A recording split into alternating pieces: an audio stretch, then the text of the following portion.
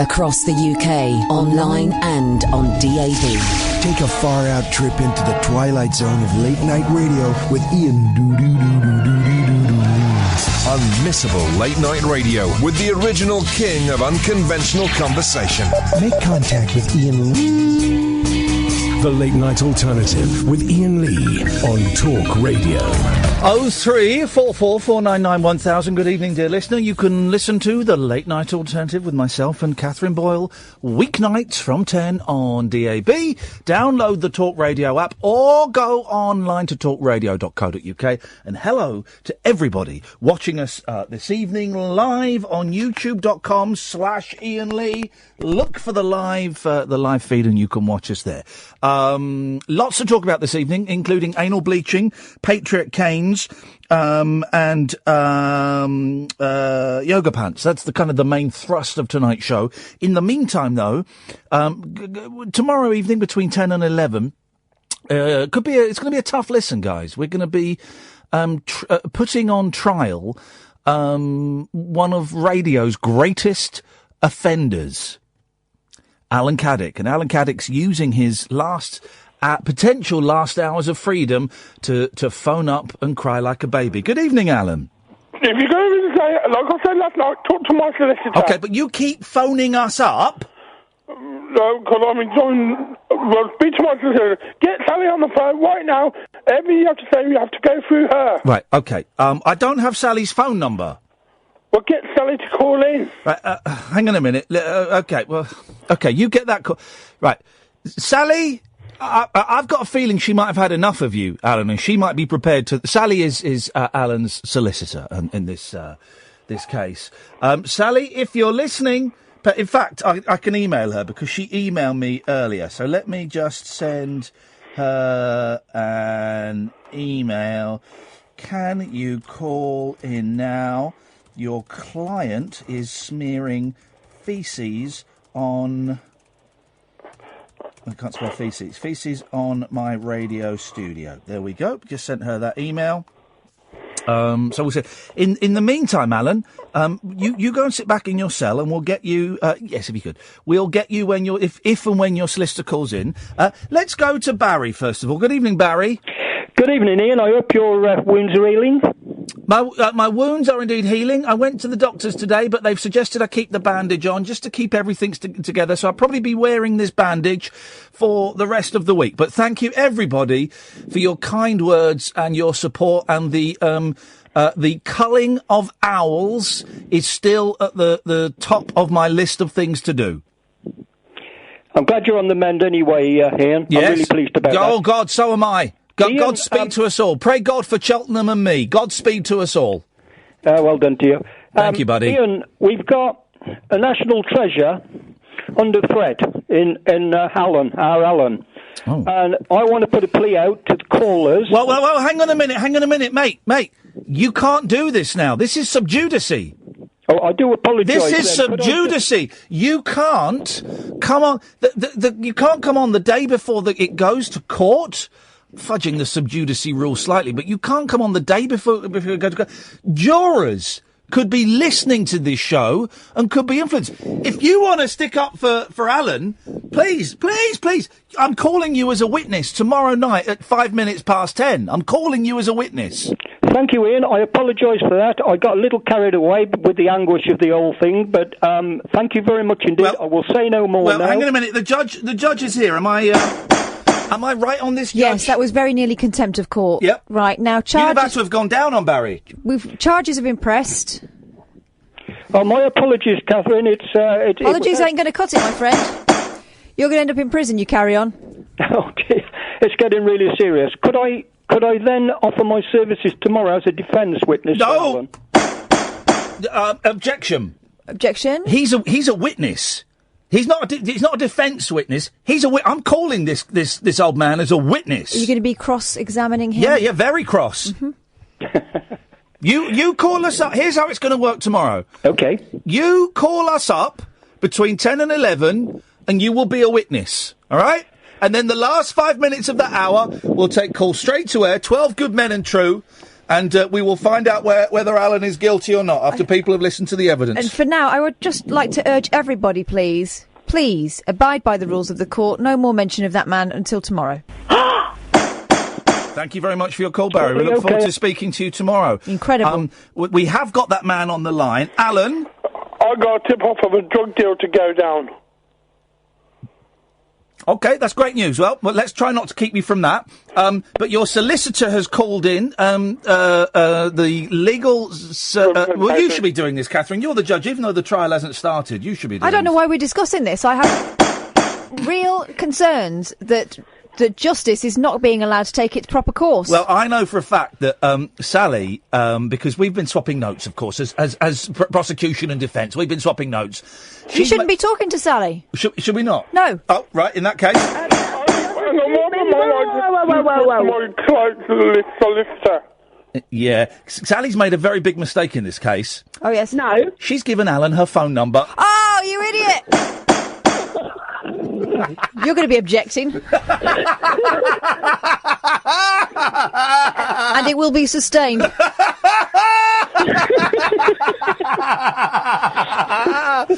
Sally, please. You're going to get a big stiff case. I tell you what, Alan and Sally have got the same laugh. I couldn't tell who was laughing then. Shut up. Okay, well, look at that. She didn't like that, did she? No, she didn't. Is Alan still there? I mean... Right, stop phoning and stop talking about it. Exactly. I'm trying... I said was every... He's gone. Hang on. Where's he gone? Alan, you're back there. I don't know what happened there. All right, I said everything they've got to say to me, they've got to go through you. You should be respecting your brief. Do you wear briefs? Point. Okay. Right. So, Alan, what would you like to say to your solicitor? No, don't say anything, Alan. Don't say anything on the radio. Okay. Okay? If you want to say anything to me, then you can phone me or text me. Okay. All right? I was ringing about to give a tip-off to the judge about a possible drug deal to go down on Tuesday. Right. Don't talk about drugs. No, don't talk about drugs. Whoa! Are you sending your client to Colombia? You're telling your client to run away from the country? No, tip-off. Alan? Shut up. Please, just stop. That's your legal advice, Alan. Your legal advice, Alan, is shut up, mate. You are digging a ditch. You're digging a ditch for yourself. Just stop. Stop talking about drugs. Stop talking about the case. Just phone up. Can I put in a request? Sally, can permission to approach? Yeah. It's my bench you're approaching. All right. Sally's not got a bench. Judge, can the defence and Can we prosecution... have a sidebar, what you're asking? Shut up. You want to meet in chambers? No, I just want to come up, approach the bench and I want to bring Sally. All right, well, come Yeah, on. okay. Right, so Alan, you can't hear this, all right? So this is... Right, Okay. So your client, your client has been phoning up the security guard. This is true, by the way. Has been phoning up Dan, the security guard, on reception. Not your client, but someone close to your client. Oh, hang on a minute. Yes, I know exactly who that is, yeah. Right, hang on, Robert. Oh, gosh, this is a shock. Robert Caddick, Alan's brother, has just stormed into the court and he's rushed up to the bench.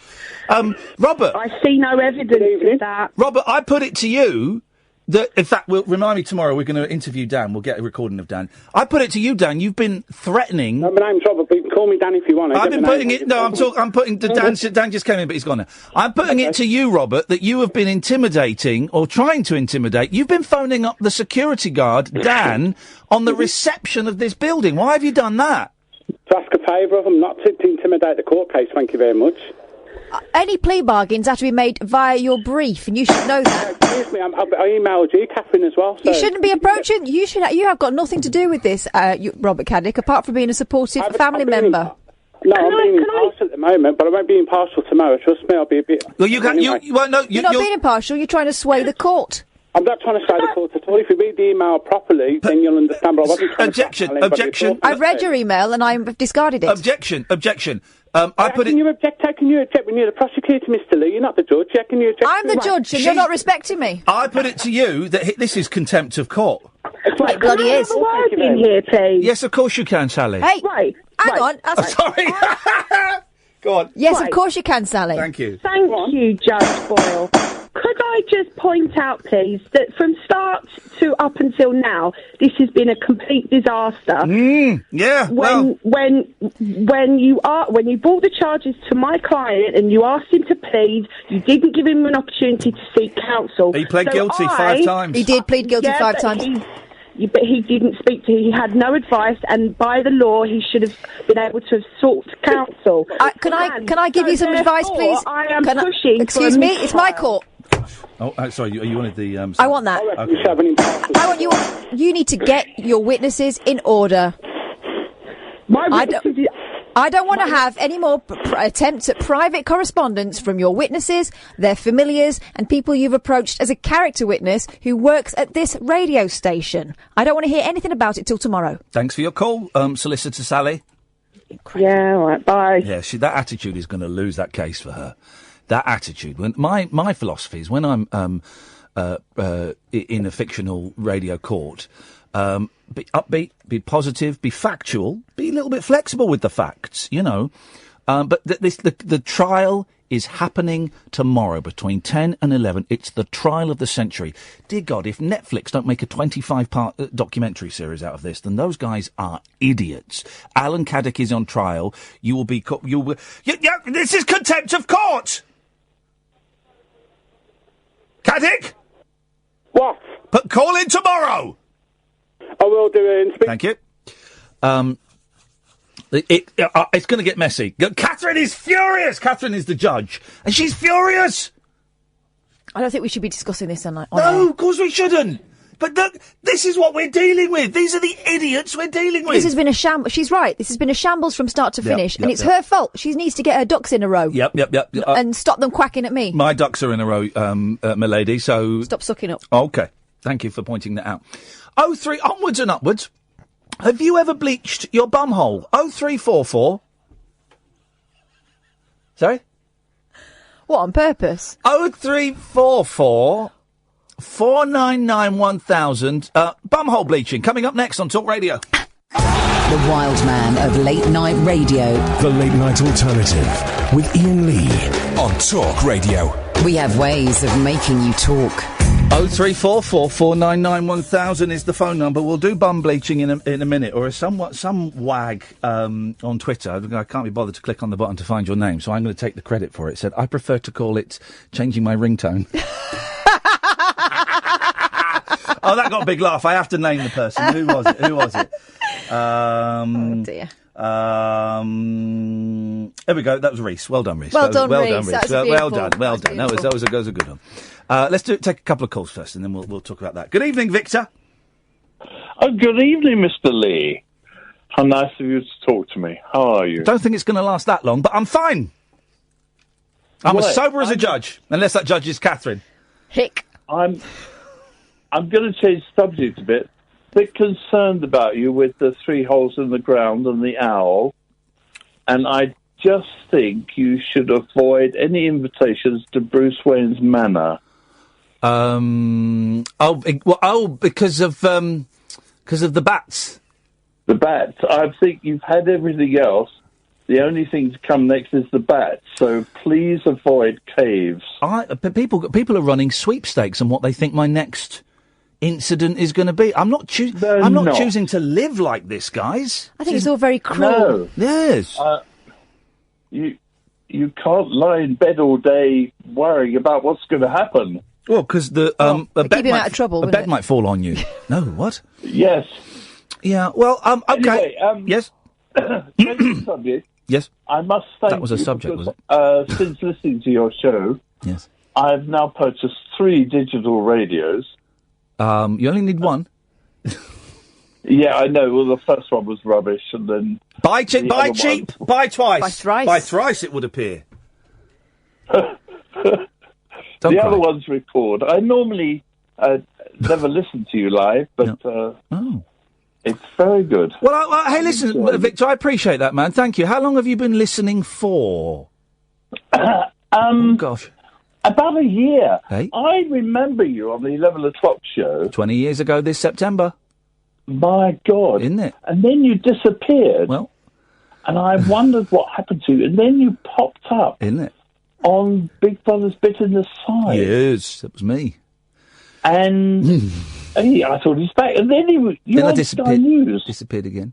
Whoa, reading the papers. Yeah, I stopped doing those because it didn't pay very much. And you had to be up really early, and sometimes you'd have to be stuck in a room with Julia Hartley-Brewer for 3 hours. Sometimes it was someone nice like Anne Diamond, but sometimes it was JHB. How did you survive? We didn't. We only did it once or twice together, and it was very, very tense. Don't really like her, and she doesn't really like me, and that's fine. That's fine. And I actually fell for your trick that you don't have a breakfast show, and you've got me hooked on Talk Sport. Well, don't listen to Talk Sport too much because we're on Talk Radio. Okay. Can I ask, Victor, you a personal question? Yeah, go ahead. Have you ever bleached your bumhole?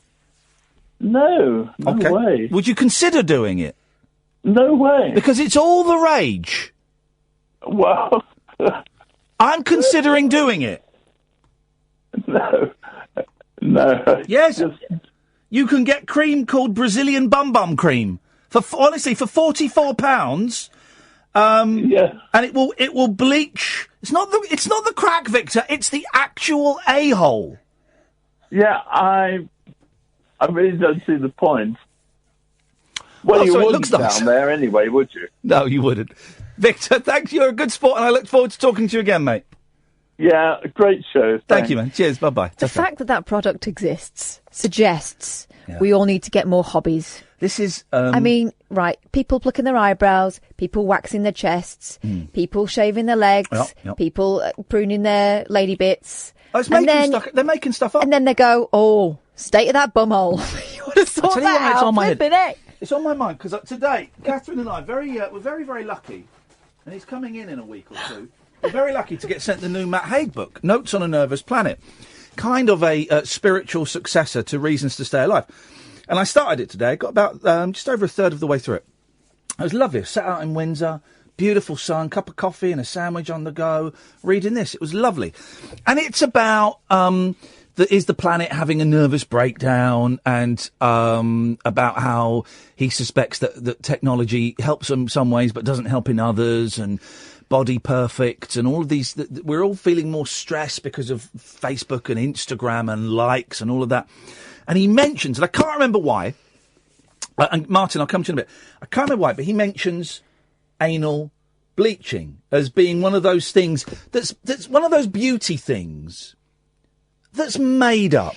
It's made... The kind of potted history is it comes from pornography. Mm-hmm. But really, it's a made-up thing. We've survived, centuries with not bleaching our bums. Right. Caitlin Moran's really good on this. And she says something like, we're all walking around now like we're fresh off a porn set. It's as ridiculous as walking around with like full stage makeup on in everyday life. You just don't need it. Yeah. There's a reason why they prune so excessively on those things. It's so you can see more than you'd need to see in real life. In real life, you are in the moment and you're not like examining. I mean, whoever got that close to a bum and went, oh no, it's too dark. Thing is, If your face is that close to a bumhole, you obviously like bumholes. Exactly. In whatever state they come. You're not going to say it's a little bit too brown. My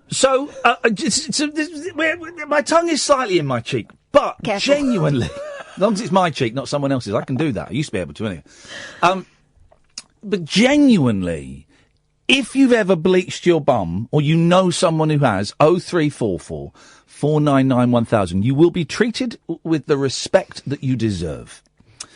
This is, I just Googled this. So this is at Liberties of London, which is a posh shop. They do a whole range of Brazilian bum. Crème pour la cour à l'extrait de guarana. That's not bleach. That's just cream that's supposed to lift. Oh, it's just, what does this do? Hang on, Brazilian bum cream. Having gained, okay. Oh, so this just lifts the skin of your bum. Just makes you have a baby soft bum. Okay, all right. Well, here's the not quite so catchily titled Intimate Lightening Cream, Vaginal and Anal Bleaching Cream, and Other Intimate Areas. What other intimate areas are there? 50 millilitres, 30 quid. Pure Gene Intimate Whitening Cream, which I think were a band in the 70s. Wasn't the lead singer from Mott the Hoople in Pure Gene Intimate Whitening Cream? provides lighter skin in the sensitive areas with its powerful lightening ingredients with antioxidants and natural lightening agents. Unique formula to lighten sensitive areas such as armpits, genitals, derriere. Stop. Yeah. Lightening your armpits? Yep. Visibly reduces discoloration. Hang on, and there's a box has popped up where I can chat to a helper. I'm just writing bum bleaching cream. Would you recommend it? But the thing is, all this stuff does is make you feel like, oh, I didn't realise that mine was so hideous. For skin in sensitive areas such as armpits, anal bleaching and genitals, external use only. With uneven pigmentation, freckles. You don't want to bleach freckles away.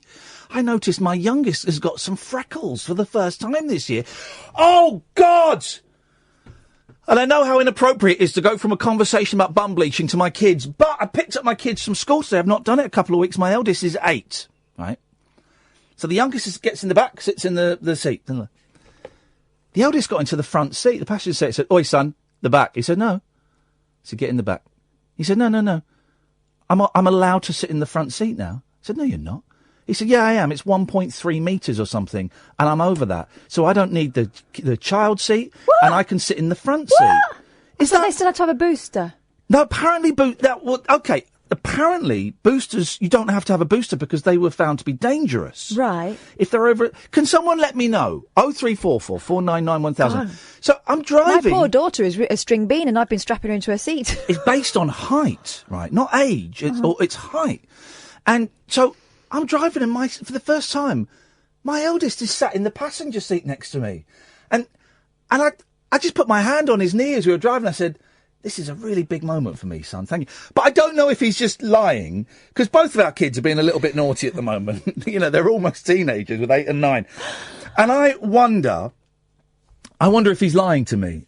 My wife mentioned it a couple of weeks ago, saying, "Oh, I don't think he needs his child seat anymore." Anymore. Sounds plausible, but the best lies do. Let's have a look. 0344 499 1000, guys. My 8-year-old sat in the front seat, and I was getting the back, sunshine. I don't need that seat anymore. Anyway. Here we go. And this is a thing that's in the Matt Haig book. So these are the reasons why you might want to use this cream. To get rid of freckles, discolorations due to overexposure to sun, hormonal disorders, and connected with the ageing process, right? And part of one of the threads in this Notes on a Nervous Planet by Matt Haig is that the ageing process is beautiful and it's natural, and that all of these, the anti-aging cream industry is a multi-billion pound industry that will always fail. It will always fail because you cannot stop ageing. But people will always buy it because they want the dream. Yeah. And it will never be proved wrong because they don't know what would have happened if they hadn't used the cream. Whereas I think, I think that, I've always had a soft spot for the older woman, right? Because I like wrinkles and I like laugh marks and I like grey hairs. I like all of these things because it's... And I think there are more people perhaps than we would be led to believe. And I know particularly for women, but men are catching up, but particularly for women for the last, 100 years, 80 years, there's been a real pressure to not age, to stay young, to stay as young as you are, if anything, to get younger.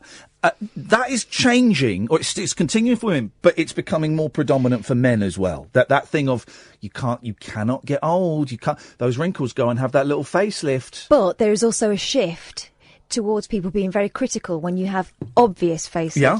Facelift technology really hasn't moved on a great deal, has it? You can still spot when someone's gone that little bit too far. Yeah. When it's more about, you think that when you first have the little bit done before you need it really, because they talk about, before you start visibly aging, you should do stuff. Yeah. But then it's all about maintenance. But there comes a point where maintenance becomes obvious. It's just money. It's this thing of making things up. That, oh God, you didn't know this, but your bum needs to be bleached. Oh, yeah, let's sell that. They won't buy that. Yeah, I think we can convince them that they will. And they just keep making more and more anti-wrinkle cream under the eyes. All of that stuff. It's a nonsense. We don't need any of it. Okay, if it makes you feel better about yourself, then that's kind of a thing. But if it's making you feel better about yourself because of the external pressures in magazines and movies and TV to look younger and look more beautiful, then that's an external pressure that is manufactured and doesn't need to exist. Here's an example, and it's not even about just people our age, because I think we are particularly vulnerable. Like when you get to about 35, 40, that's when you start realising that all this stuff is about you. You're on the cusp of turning from being in one age group to another. And once you get 50 plus, then you start getting the saga catalogues, and everyone thinks it's hilarious, but actually it's a sign that you're on your way out, right? Here's the thing. Last week, my 6-year-old said to me she wanted a Fitbit. Oh, these are the little watches that tell you how many steps you've done. I said, why on earth do you want a Fitbit? You're 6. You're peak fitness. You're as fit as you're going to get. You can run up and down the stairs. You don't get out of breath. You're great. What do you need it for? My friend's got one, and she's super skinny. 6 years said old, my man. 6-year-old. I said, your friend is 6. 6 years old. She said, no, she's 5. Oy. Right, I've always brought my kids up with as much of a kind of foundation in how beautiful and strong and healthy they are and how they're just right. I don't, weigh them. I don't do any of that stuff. I see it as my parental responsibility to make sure that they are healthy, and that's it, right? I don't talk about fat and thin and all this different stuff. They're both different builds. Neither one is too much of either thing. And then the world starts coming in. The world has started coming in to my 6-year-old. And making her feel like she's not skinny enough. But then their answer will be in a couple of years' time when you say, but you're beautiful. But you would say that, you're my mum, because that was my answer to my mum when I used to hate the way I looked as a teenager. And so this thing of men being more body conscious and more body shaming being a new thing, I think it's a bigger thing than it was. But I remember it, and Matt talks about it in his book, but I remember it as a teenager, hating the way I looked because I was long and gangly and had these bandy legs, a spotty face, big teeth. I hate it. Look in the mirror and I'd hate myself. And I'd say to my mum, I hate myself. I'm never going to get a girlfriend. I look ugly. I think you're beautiful. Well, you would say that. You're my mother. So it doesn't... So imagine if your mother hadn't said that. Oh, yeah. Some people are brought up by mums will say, well, you need to lose a few pounds, you know. Yeah. And that seeps in from a really early age. 0344 499 1000. I have a Cosmopolitan article from February of this year. Absolutely everything you need to know about anal bleaching. We'll dive into that in a second. Let's go to Martin first. Good evening, Martin. Hello, Ian Lloyd. Oh, Ian Lloyd. Can I change the subject now, Lloyd? Of course you can, Martin. We're just having a free-flowing conversation. Because what I want to talk about, right? Yes. In a non-patronising way, I want to talk about you and Kathy Boyle and my zombie experience from Birmingham today, But first things first, can I just, congratulate you and Kathy, at your station. Yes. Well, you're phoning, for being a non-boring about Trump, Muslims, this and that, blah, blah, bloody blah. Yes. Because it's so annoying, you could turn on, the status, every 5 minutes, and I'm talking about that same subject, can I congratulate you and Kathy Boyle, your producer, for just having something different, man, in the whole... Are you saying we should be doing more Trump? Because we can do... We've talked about the Trump balloon. I'm saying, you and your phoning is the antidote to all the boring Trump, Muslims, immigrants, blah, blah, blah, blah, blah. It's just so boring, Ian, you know it, they go on about 20 phones a day, and they're just... All they do, is warm people up, turn people against each other, blah, blah, blah. Blah, blah, blah. It's just so boring. Well, can I ask you a question then, Martin? No problem. What do you think about Donald Trump coming over here? Do you know what, right? What I think about Donald coming over here, if he wants to come over here, bring it on, man. Ooh, but the trouble here, is that he won't meet any normal people like me and you, I don't know if you... So he's just going to buzz off, buzz around, you know what I mean? Yeah. So all these protests, all virtual signal, Hang on a minute. You've just started talking about Donald Trump on a Donald Trump-free zone, Martin. Yeah, you're as bad as James Whale and Duncan Bucks. Ian, it's so boring, isn't it? It is, Trump, isn't it? Immigration, Muslims. It's boring. Brexit, boring. Martin, can I ask you a question? You and Kathy, thank God there's a station that don't go... Hang on, Martin, Kathy wants a word. Oh, sorry, Martin, what do you think? What do you think about Muslims? I've got no problem. Do you know what? you know what I want to tell you about Muslims, like? I am, like, in the process now, right, of appealing against my ESA being cut off in Birmingham, right?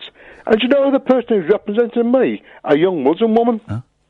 Now, put that in your stick, anybody like... Now, hang on a minute. Now you're... whoa, let me interrupt. Now you're talking about Muslims on a Muslim-free zone. I don't mean Muslim-free zone that they can't listen and can't call in. We just don't talk about it. But, Iain, right, can I get into my zombie experience today in Birmingham? Very quickly, but can I just ask you one more question? Yeah. What do you think about how Theresa May is handling the whole Brexit procedure? Do you want me to swear? Yeah, I do. Go on. I'll tell you what, like, I'm sick and tired of these... Listen, Iain, right, Brexit, Muslims, immigration, blah, blah, blah, blah, blah, blah. Don't you stress me, like, I live in Birmingham, right, and I've been to the football match tonight with a lot of black people, everybody in the pub. There were black people at the football match? Yeah. You're joking! I am. This is outrageous! Boars and LBC were ratting on about trying to, like, turn people against each other, like. I was in BBC today, Iain, right? Yes. And I was just like... I like you, Martin. Have you ever watched, like, a series called The Walking Dead? I have seen The Walking Dead, yes. I got bored up after Series 5 when they escaped the prison. Since this day, right? Yeah. And black, white, and there was Asian people on the streets today, yeah? Man, begging out, like, sleeping, like, every corner, right? Yeah. I mean... zombies. Can you... It's like the zombies from that Walking Dead series. Like, man, can you give me some of this? Not like, sorry, man. I've never seen an Asian zombie, actually. That's a good one. I've seen a black zombie and a white zombie. If you give Maybe they're immune. Centre, right, better things to do. If there's any multiracial bleeding, like, beggars, like, or zombies, it's the whole big... Well, the fact that there's multiracial beggars, and I worked in Birmingham a few years ago. I like Birmingham a lot, but there's a lot... You're right, there's a lot of beggars and homeless there. That just shows that poverty affects everybody. Doesn't matter which god you pray to. See, all I say to anybody now, right, you know what I mean? You know, whether you're right-wing, left-wing, or whatever wing you are, I'm sick of a lot of them, like Iain, right? Yes. I learned one thing, like... I'm anti-wings as well, actually. Well, you know, all these... You know, there's a station called LBC. They're obsessed by turning people against each other, like. That's the whole premise, like, of their station, like, is to wind people up and hate. Hate is a station hate. But one thing I could say, Iain, like, before I go, right, is one thing, right? Yeah. My caseworker now, right? Oh. And my mandatory appeal, like, which Theresa May cut my bleeding Benson off, like. Yes. Is a young Muslim woman, like. Yes. I tell you what. Is she like a Muslim woman, or is she a Muslim woman? She told me, like, the other week, like, because she was fasting, like. Oh, yeah. Because, right, she gave me some vouchers for a food bank here, right? Yes. And she says to me, like, in the interview, like, she says, oh, by the way, like, I'm fasting now for, like, for Ramadan, like, and this and that, like, right? And she said, you know, and I thought, bloody hell, like, you know what I mean? Like, you know, that's great stuff, like. A young Muslim woman, like, in Birmingham, is helping a young white guy, not young, right, you know, I'm in the 40s, like, you know what I mean? And, don't, you know what I mean? Right. That's a good story, man. It is. My mind's wandering a bit. Martin, it's lovely to talk to you. We've not spoken before, have we, Martin? We spoke 7 months ago, Iain, like, do you remember? We spoke 7 months ago. 7? When I phoned up, like, Iain, like, just before I go, right, I phoned you up on the same topic, like. Oh. I says, I'm sick and tired of the media going on about Brexit, Trump, Muslims, blah, blah, blah. You guess all you go on about is Brexit, Trump, and Muslims and blah, blah, blah. Iain, right, because all they want to do, right, it's just... I'm like you, Iain, like, you're just boring. You certainly are, Martin. Thank you very much. Hey, listen, it's nice to talk to you, man. You're a good sport. Thank you. 0344 499 1000 is the telephone number. I think he thought you were Iain Wright.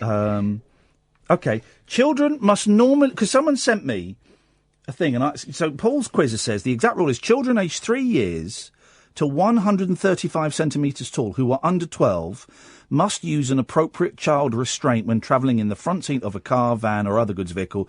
They must use an appropriate restraint when travelling in the rear if seatbelts are fitted.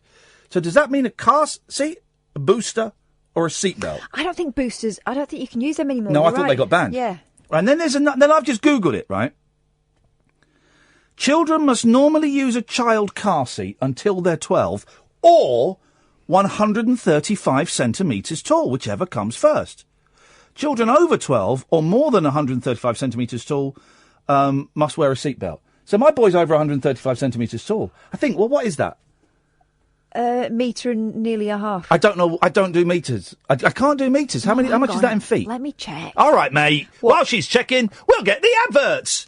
The Late Night Alternative with Iain Lee on Talk Radio. We'll get you talking.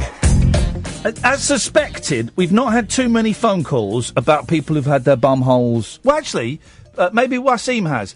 Wasim, have you bleached your anus? Sorry, man. Yeah, sorry for calling you. Okay, it's a phone-in show, mate. It's what we do. I called you yesterday, though, didn't I? Yeah, we can't hear you, man. Your phone's breaking up. Can you hear me now? Yeah, we go. Yeah, I'm going to say about bleaching. I don't know about bleaching, but I know something else. Okay, no, his phone's breaking up. Yeah, and he's going to hit you with a zinger any minute now. Can you hear You're me, gonna miss it. Okay, it keeps breaking up, mate. I'm by the window, mate. Shouldn't be. I don't. Well, here's the thing. It works like that. I don't, because people say when I can't. Your phone's breaking up. Why don't you go and stand by a window? And I was going to say that, and I thought, I don't think windows improve mobile phone reception at all. It doesn't mean that the signal gets out I didn't better. go by the window for that. I went by the window because I set my bollocks off. That's what it is. Oh dear. Oh jeez. You should go and bleach them. Just be honest with you, mate. It's getting a bit of a breeze here. Okay, mate. Well, there's something. I'm all for honesty, but I'm also for people holding back horrific personal descriptions like that. But anyway, I think we can hear you. Let's try again. Sorry, mate. Can you hear me now? Oh Jesus! Yes. Yeah, I was going to say, about by the bleaching you were talking about. Yes. I personally, I don't bleach myself. I do something else. I like to wash my backside after I go for a crap. But I know a girl used to work with me. He never used to bleach, but he used to use a cream to get rid of the hair. Okay, yeah. Depilation. For the nation. Apparently, if you do that, you know when you fart, you can't. All right, Wasim. Thanks so much. Thank you. I mean, what on earth is he on about I tonight? do not know. Very bold. Jerry. Hello, Jerry. What's he all about? I don't know. Very bold, as Catherine just said. We kind of had that conversation, so let's move on to another one. What have you got for us, Jer? I'd like to know what's going on with at the moment. I know you can't answer, but I'll give you a few tracks, see if you can advise me which way to go. So, go on. I'm struggling to hear you. I'm guessing you're struggling because of the heat. Go on. Yeah, that's okay. Should be okay now. That's easy for you to say. Before you went to America, my laptop was broke. I couldn't listen to you. What? I'm going to Jamaica because you what? No, before you went to America. Oh yeah. You said I phoned you up and said my laptop was broken because I couldn't stay on the phone and listen to you. All right. Yeah, your laptop was broken. Yes, I can't listen to you. Oh. So to say on the line, it's still broken. Oh. I was thinking places. My social worker's been informed, but the other placement, I wonder if they're trying to keep me from posting and listening to you. Hang on. So your laptop is broken and it's still broken, and your social worker's been. Hang on a minute. Do social workers give people with Parkinson's free laptops? This is outrageous. No, they just Give you their crappy second-hand ones. There's just look. So hang on. Where are you? Why? Who's getting you a new laptop? My social worker. She's been. Right. They control my finances. Right. So when is this new laptop coming? I'm still waiting, but they give me my Are you being kidnapped, Jerry? It sounds like you're being kidnapped. They give my allowance every week. Right. They give me allowance every week. And the allowance is still coming, but then waiting to come back, so I don't really just messing me about. I'm struggling to catch the thread of this. It's really messing me about. I think they really trying to not let me have a laptop because I can do damage. They're not letting you. You think they're not letting you have a laptop because you can do damage? I can tell the truth. Well, I don't think that I don't know why. I don't know about the laptop providence from. I don't know why you're getting a laptop from your social worker. I don't think they my point to use. I was convinced that they could see my finances. Right. But I don't think they're not giving you a laptop because they're scared that you're going to expose them and, I don't know, 9/11 or something. It's been for weeks, just on 300 quid. 300 quid for a laptop. But mate, they take like 6 months to give you your benefits. So it's going to take you. It's going to take them like 5 years to get you a laptop, isn't it? And even then, it's going to have Windows 95 on it. Windows, yeah. But briefcase, my briefcase. Windows Millennium Edition. My briefcase. Little joke there for all you computer geeks. I what I should do. Yeah. I just can't see my accent. I can't listen to you. I can't get you. I just see my accent. Well, God damn it, Catherine, can we send in one of the computers from the office here? They don't work. Oh, well, I know, but it might shut him up. Well, Jerry, I don't know what to say. I feel it will be inappropriate for me to start sending threatening emails to social workers to try and get you a laptop. No. I don't want to pull that trick too often. But I understand your predicament. But when they say advice, please, just do my... Okay. Do my... I can't listen to the only...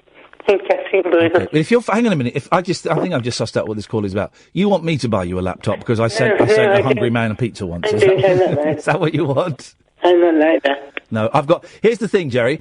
I'm buying a house, right? And I found out yesterday, right, so the stamp duty for my house, this is poor rich me, right? The stamp duty for my house is £14,000, right? I found out yesterday, but that because of the situation I'm in, it's not £14,000. It's £28,000. I've suddenly got to find another, and every penny is accounted for. And I get a letter saying, actually, it's double what you were going to pay. I've got to find another £14,000, and I've got to do it in 2 weeks. Do you want me to do stamp duty for you? Yeah. How about stamp duty? You buy me that probably stamp duty. I'm going to do a GoFundMe so that I can actually buy this flipping house. Okay, let's change the subject completely. Yeah. About anus. I'm going to change the subject by cutting you off. Yeah. Up your bleach bum. Yeah, don't poor me. I'm buying a house, and people go, "Oh, you're buying a house? It's tough. Oh, it's tough. Yeah, but do you know what? When you're all set and every penny is accounted for, and then a letter yesterday saying, "Oh, by the way, because of this, and this, you've got to pay double stamp duty." What the heck? I opened the letter here at work last night, and I was just sat there silently for quite a long time with my calculator out. And calculator, it was on my phone. And Kath went, "Are you all right?" And I went, "Have a look at this." I couldn't speak. What is stamp duty for anyway? It's a con. It's tax, and it goes to the government, and it's a con, man. I'm buying a house, and then surely the tax should come out. Anyway, it's a con. It basically is what it is. 0344 499 1000 is the telephone number. This is from Cosmopolitan from February of this year. Absolutely everything you need to know about anal bleaching. The skin lightening trend may be going strong, but that doesn't mean you should try it. I'm probably not going to. Although, while it's completely... You're right. Yeah, this sentence is tough. While it's completely normal for the skin around the anus to be darker than the surrounding skin due to genetics or everyday friction, according to Dr. Rabia de la Tour... No. Sorry, Dr. Rabia de la Tour, a gastroenterologist at New York University's Langone Medical Center, some women want to lighten the area. Here's everything you need to know about anal bleaching. 1. Porn popularised the anal bleaching trend, which is still going strong. It first gained traction in the early aughts. What's aughts? 2000s. I guess. I never heard it referred to as that. After adult film actress Tabitha Stevens had her anus bleached on the unscripted series Dr. 90210 to look more pleasant on camera. Wow. Just stick a bit of foundation on it. Wowzers. Yeah, well, I mean, a bit of cream on it. That's how they end up. Oh, Ian. Around the same time, and that's what they say, US search volume on the procedure peaked. Several years later, Kourtney Kardashian revealed she must be one of the Kardashians. She'd tried anal bleaching during a 2010 episode of Kourtney and Kim Take Miami. And online queries for at-home anal bleaching products surged. Anecdotally, people continue to show interest in lightening the intimate area. It's the treatment people ask us about the most, says licensed aesthetician. So aesthetics. Yes, it means beautician. Flipping it. Grace Sand But I think they like Spencer. putting ass in a bit at the beginning of it because of this. who manages Schaefer Plastic Surgery in New York, which receives up to 10 anal bleaching inquiries a week. We've noticed this is increasingly becoming a group activity. What? Says Jamie Sherrill, owner of Beauty Park Medical Spa in Los Angeles and Abu Dhabi. See if you can get an American anal bleacher on the show tonight. Let's see if we can find one. This woman's Jamie Sherrill of Beauty Park Medical Spa in LA, adding she's even treated bachelorette parties. Flipping it. What have they got planned for the rest of the evening? Number 2. The cheapest approach to anal bleaching... Oh, I thought that was the answer. Oh, right. You're carrying on. The cheapest approach to anal bleaching is DIY, but it's risky. You can buy an at-home skin bleaching serum, cream or peel online or at a drugstore. Depending on the product, it may contain ingredients, lots of acids. There's lots of acids in there. The problem, some chemicals in skin lightening products may be considered carcinogenic. Bum cancer. When you DIY, you're more likely to apply the product improperly, which can injure the area and increase the chance the product gets into the rectum and enters the bloodstream. Typically, you apply the product with clean hands, avoiding the anus itself. Then you either leave it on or rinse it off. It could take 2 to 3 months of applying the product twice a day to see results, which can last up to 6 months. Number 3, side effects of chemical bleaching products can seriously suck. Beware of...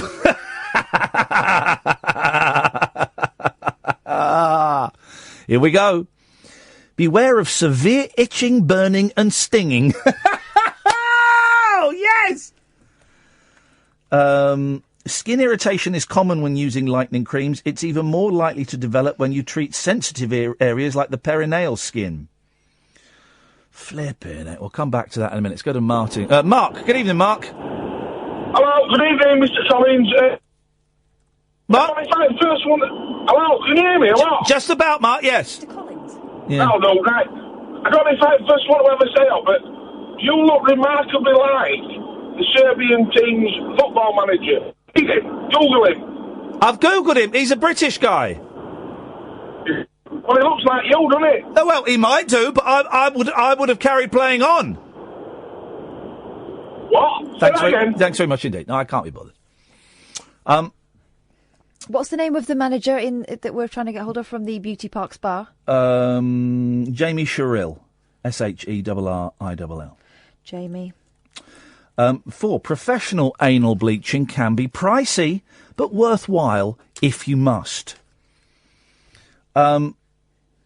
Okay, so this place, the unisex intimate bleaching peel, offered at one of the offices, costs up to $1,000 for 3 30-minute treatments.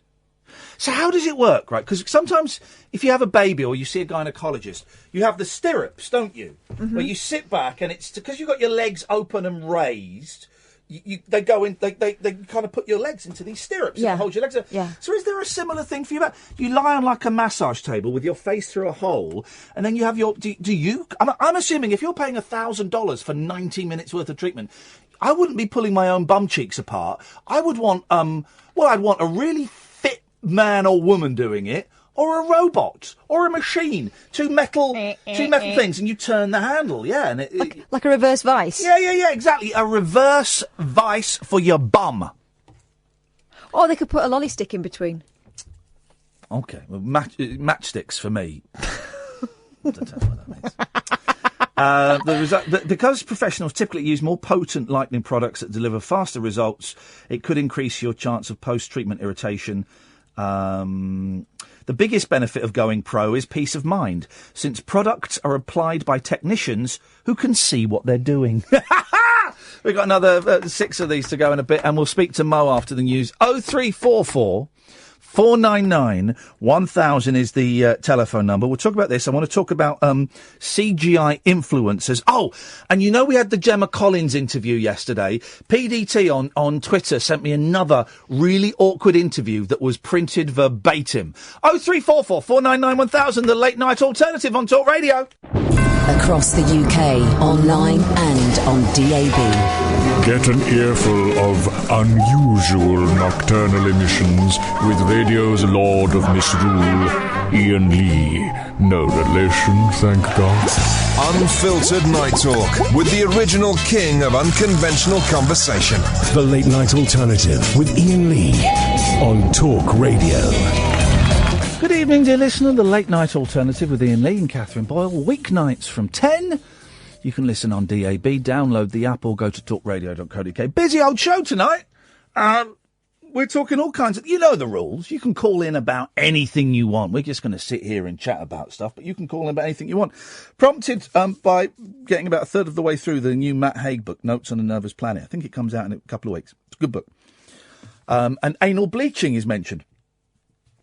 So we've been talking about that, and we're trying to get someone... We're trying to get an anal bleacher on the show, and we're keeping our fingers crossed. We'll go through the rest of that Cosmo article in a bit. 0344 499 1000 is the phone number if you want to give us a call. We've got a couple of calls here. Let's go to Mo. Good evening, Mo. Good evening, Mo. Long time. Good evening, Iain. Long time no see, eh? Sure.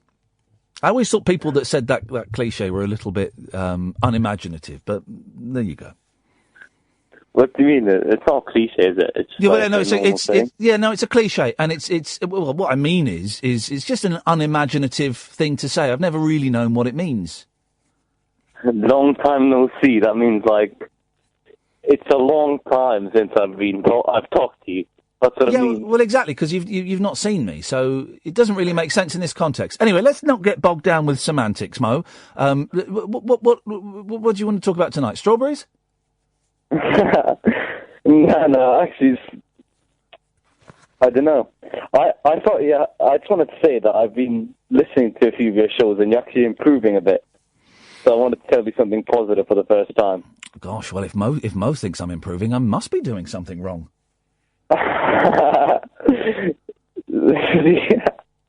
See, now you're going a bit down, but I just want to say you're improving. I wish I could say the same about your phone calls, Mo, but if anything, you're actually retrogressive in your approach. What do you mean? Huh? What do you mean by that? I mean, your phone calls, in terms of quality, are going backwards. Well, I wanted to give you just some advice about like improving your shows. I don't want your advice. I think you're a lousy advice giver. Oh, that's rude. I just thought if you invite me in, your show would. Your show. Oh, sure. What are you doing tonight? Come in tonight. You're in Watford. You can be here before midnight. Come in. Man, I can't go to 18 Hatfield, London. That's a bit far, isn't it? I don't know. You're the one that wants to... first of all, you're keen to come in now. You're reluctant to come in. You're a young man full of contradictions. Yeah, but, like, if you invite me in one day, your show's listeners would just go off. Well, let's put that to the test. Hang on a second. Lauren? Hello? If I invited Mo into the show... would that make you more likely, less likely, or the same likely to listen to the show? I'd rather bleach my anus.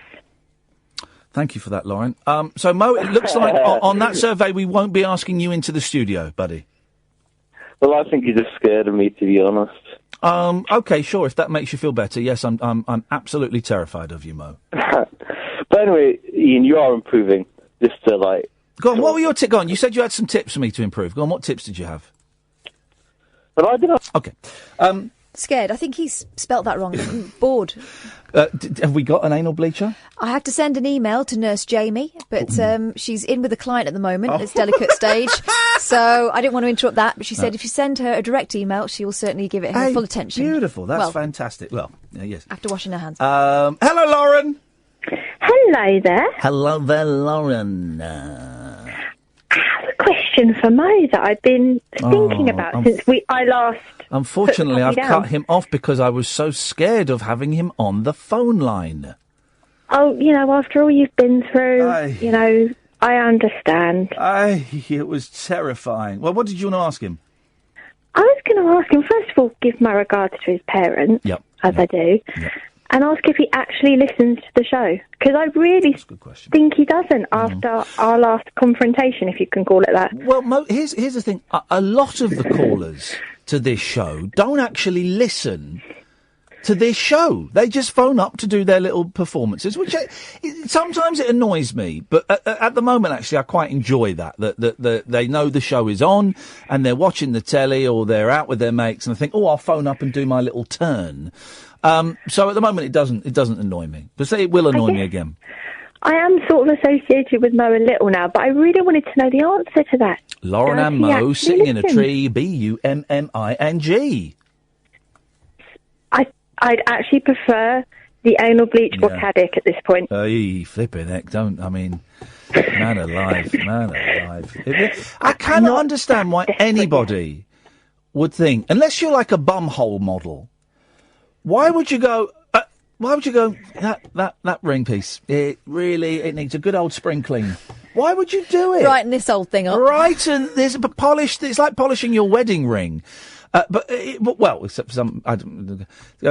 But I just don't understand why. You have to have done everything else in the world, don't you, before you get round to that? It's got to Some be. people have more money than sense, or watch porn, and their fella looks at them and goes, "Why don't you look like that?" I don't think it's just porn anymore. If a Kardashian did it in a show 8 years ago, then that's mainstream, and it is. And I don't really know very much about the Kardashians, but I do know that lots of young women, and some young men, but lots of young women look up to them as role models in the same way that lots of young women are looking up at the girls on Love Island as role models. And if they, it's that thing of how can I make myself, I'm unhappy with my body. I am unhappy. How can I make my body, in inverted commas, better? And, I can get my eyebrows done a certain way. I can get my skin lightened or darkened if you go for the fake tan. I can get my boobs lifted. I can get they do bum implants now, don't they? So you can have a Kim Kardashian bum. And while you're down there, you might as well get the Dettol out. They'll do it. Say that again, Lauren. Sometimes I think if it's available, people will do it. And if they've got the money and they've got the time, then they'll do it. I mean, I get my nails done, but that's about all I do for pretty. When did they... Here's a question that we won't be able to answer, but maybe we can work it out. Everywhere you go now, I mean, the high street is dead, right? But every high street now has got at least one nail bar, sometimes as many as 2 or 3. Quite often, I believe, Vietnamese or Korean, generally someone from, that part of the world. It's a bit massive generalisation, I know, but there you go. When did nail bars first start in the high street? When did that happen? It feels new to me, but I don't know. I kind of noticed the loads of them turning up in sort of early mid-90s. Okay. It's not new. I had them pre-Maxwell when he's 10.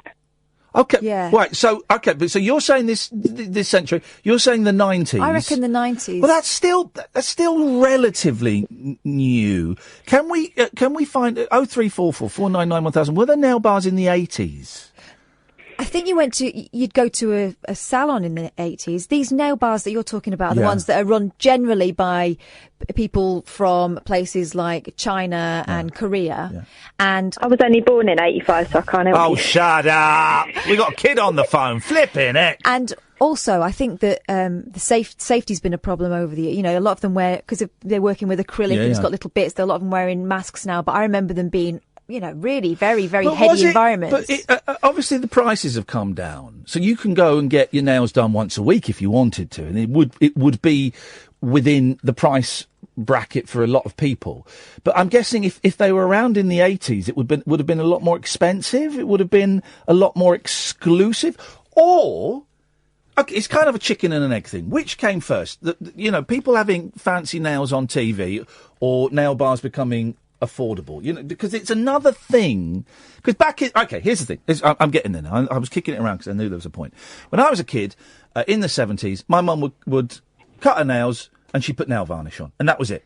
That was it. She'd file them, and she'd put nail varnish on. And that was it. And she'd keep that nail varnish on for 3-4 days, however long it lasted, then take it off and put it on again. And that was nail care. So at some point, someone, a magazine, a TV show, a celebrity, someone must have done a thing about, hey, there's these new things out there, and they're called nail bars, and you can sit there and get your nails done. And if you don't like your nails, they'll stick plastic nails on there. And it must have been another part of this cycle of making stuff up that we don't really need to turn a dollar. It must be, mustn't it, Lauren? I think so, yeah. Some person on the telly will have had pretty nails, and everyone else would have gone, I want that. Okay. Yeah, there's that. All right, Lauren, listen, thank you very much for that. Excuse me, sorry I didn't get to speak to Mo as much as you wanted to. But yeah, the 70s, it was, Mum would cut the nails and file the nails and paint the nails. That was it. That was it. And now everyone goes to a nail bar and has... Everyone goes to a nail bar and has fake nails stuck on their fingers. Does anybody just have, like, their own nails and do it? Yours, well, but yeah. Okay, so you do. Mm-hmm. I used to. I have had acrylics in the past, but it wrecked my nails.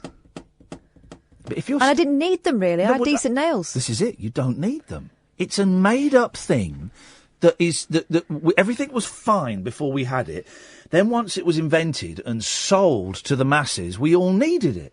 We all need... I actually went to one once, and she looked at my nails and went, but your nails are fine. Right. Wow. I should have listened, shouldn't I? And then you can't open cans with them and stuff. It's ridiculous. And normally, once those things are out there, you can't put the genie back in the bottle. You can't get rid of it. The only exception to that I can think of is the AIDS fish. Remember the fish? Oh yeah, that quite would eat the dead those. skin. I fancied that, but then someone went, yeah. What if they actually eat the foot of someone who's got like AIDS or Hep C or something like that that's transmittable? Is there a risk? Oh, there's a risk, but it's a tiny... Stop it. Just stop it then, because that's really, really bad. That's the only one I can think where the genies had to go back in the bottle. Everything else... Sunbeds, maybe? That's sort of dying well, out, isn't it? sunbeds changed to the e-cigarette equivalent of sunbeds, spray tans, didn't they? The booths, the spray booths. There still are sunbed shops. Yeah. But I remember, having a neighbour who had a sunbed in her the spare room. Yeah, and you could see it going blue. Once the kid moved out to work, then the sunbed would come in. And you could see it going blue. Yeah, totally. 0344 499 1000. Good evening, Hemo. Yo. Yes. I used to go around to my auntie and uncles, and they had a tan bed. Did you use it? Sit on it? Yeah, when I was like 15. No, and what did it feel like? It felt warm, yeah, and kind of bright. And you had to wear the little black swimming goggles? Did you? They were red ones. Right. Okay, and you got a suntan. I remember putting on What's the Story, Morning Glory, and just lying back and sweating. I remember being very wet. It is quite soothing, isn't it? But obviously dangerous.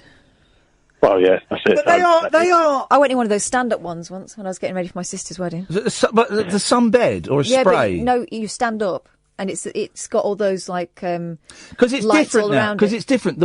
If I got this right, the ones that they used to have that maybe Hemo's talking about, that was like the blue fluorescent tubes, like and you'd have to be in there. It was lying on a light bulb. Yeah, and you had to be in there for like half an hour. Mm-hmm. But then the ones you're talking about, that's like a little 10-minute, 5-minute jobby, isn't it? It depends how long you go in there and what your skin type's They're like. basically the originals. I don't know about these ones. The original ones, they're just cancer machines, aren't they? Aren't they? They're not great. But here's the thing, right? And again, it's another... I don't know what you've called in about, Hemo. We'll get to it in a second, I'm sure. But it's... White people want to be blacker, and black people want to be whiter. Massive generalisation. How do black people become whiter? Well, by using makeup and by using bleaching products. There's a big... well, you go to Michael Jackson being obviously the most famous, right? Yeah, but he had vitiligo, didn't he? I don't buy that for 1 second. I don't buy that. He definitely had some, but then come on, bleached the rest. Okay, then why did he try and have why did he have a Roman nose constructed? Because his nose fell off. It often happens with vitiligo sufferers. Hemo, come on, man. You've been, why you have been sucked into this. Michael Jackson wanted to look white. He had Fair a enough, Roman. yeah, If his nose fell off, you get the same nose built, or one slightly better. He had a Roman Caucasian nose built for him. That is, it was, for all intents and purposes, he looked like a white man. Well, like a white woman. Well, looked like a white woman towards the end of his life. There have been... He had white kids as well. Yeah, there's been outcry about Beyonce sometimes appearing lighter than perhaps her natural skin tone is. Well, maybe she is lighter, but she darkens up for... No. Show business still favours lighter-skinned black people. But also, I did hear a thing, and it was a couple of years ago, it was a thing, and I think it was on Radio 4, about how some black women, massive generalisation, and I'm desperately trying to remember a show from a couple of years ago, but some black women feel that as dark-skinned black women, they cannot achieve as much as white women or lighter-skinned black women. There is a perceived hierarchy amongst the black community that quite often, massive generalisation, lighter-skinned black people will look down on darker-skinned black people in the same way that some white people look down on black people. It's kind of a hierarchy of darkness. So a lot of very dark black women. And by the way, if you know more about this than me, please give me a call, because I'm aware I'm probably offending loads of people. I'm here. I'm on the phone right now. You don't know nothing about it. You thought Michael Jackson's nose fell off. And so they think that by making themselves lighter, they will be able to get further ahead in life and better jobs and better husbands and better prospects and things. Anyway, Hemo, go on. What did you want? What do I want? Okay, well, as a male, yes, you're like 15 years older than me. All right, mate. Personal question: how brown is your willy? Oh God! Because they get browner as you get older, don't they? And now you've been talking about anus bleaching. I've just been looking at penis bleaching. What? Don't. And it's a proper thing. Talk to him. I'm going to have a little look at my willy. He's talking about his penis, though. Have a look at my willy. I'm not talking about mine. I was talking about Ian's. I know, Mine's but is lovely and pink still. Right, now you're talking about yours. And Ian's not here, so this is inappropriate. Hashtag me too. You brought it up, Catherine. Why did you try and get me alone alone before you said this? He's coming back now. Yeah, what's the Hemo's been verdict? talking to me about his willy. Have you got the Dulux chart out? This is not okay. It's quite What is brown. it My on the balls chart? are very Is it walnut? pink. My testicles are very pink, but my willy's quite brown, yeah. Oh, God. How brown? Are we talking sort of walnut? What do you want, a Dulux paint chart? It's a very milky coffee. But do you remember it being pinker? Yes, I do, yeah. But it definitely has got darker. Would you ever consider whitening it or bleaching it, whatever? Who's bothered? Who's it bothering? Well, who's the anal thing bothering? Exactly. So stop. Exactly. Everyone I stop. love a good brown bumhole. Okay, thanks very much for calling. Bye-bye. I'm glad we can talk about this like adults. There we go. Lightning. Here we go. Let's go to a break and then we'll talk about penis lightning. The Late Night Alternative with Iain Lee. Unfiltered Night Talk with the original king of unconventional conversation on Talk Radio. We have ways of making you talk. Undergoing procedures to lighten the skin of the genitals, a nasser groin area, has become increasingly popular in the past year. Laser bleaching of private areas is carried out by using a type of laser which damages or kills the cells that produce melanin, the pigment that gives skin its color. Most clients have to undergo a few laser sessions before achieving a desired result, and each session usually takes 10 to 15 minutes. Laser bleaching comes with small risks of infection and scarring, and should always be carried out in a professional clinic setting. Skin lightening can also be carried out at home using a bleaching cream. However, professionals recommend to visit a clinic before embarking on any at-home treatments, as bleaching creams can cause damage if not applied correctly. This is particularly important when bleaching the sensitive skin on the genitals or anus. Anus is a robot reading this. Popularity of bleaching private parts has been linked to several high-profile celebrities, such as Kourtney Kardashian, publicly admitting to having these procedures done. HB Health of Knightsbridge, a leading medical aesthetic clinic based in London, reported a 23% in the number of people, men and women, asking for anal bleaching in 2017.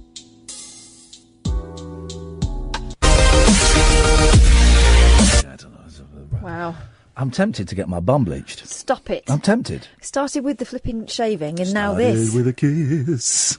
I think you're spending too much time looking at it. 0344 499 1000 is the telephone number. Let's go to Nigel. Good evening, Nigel.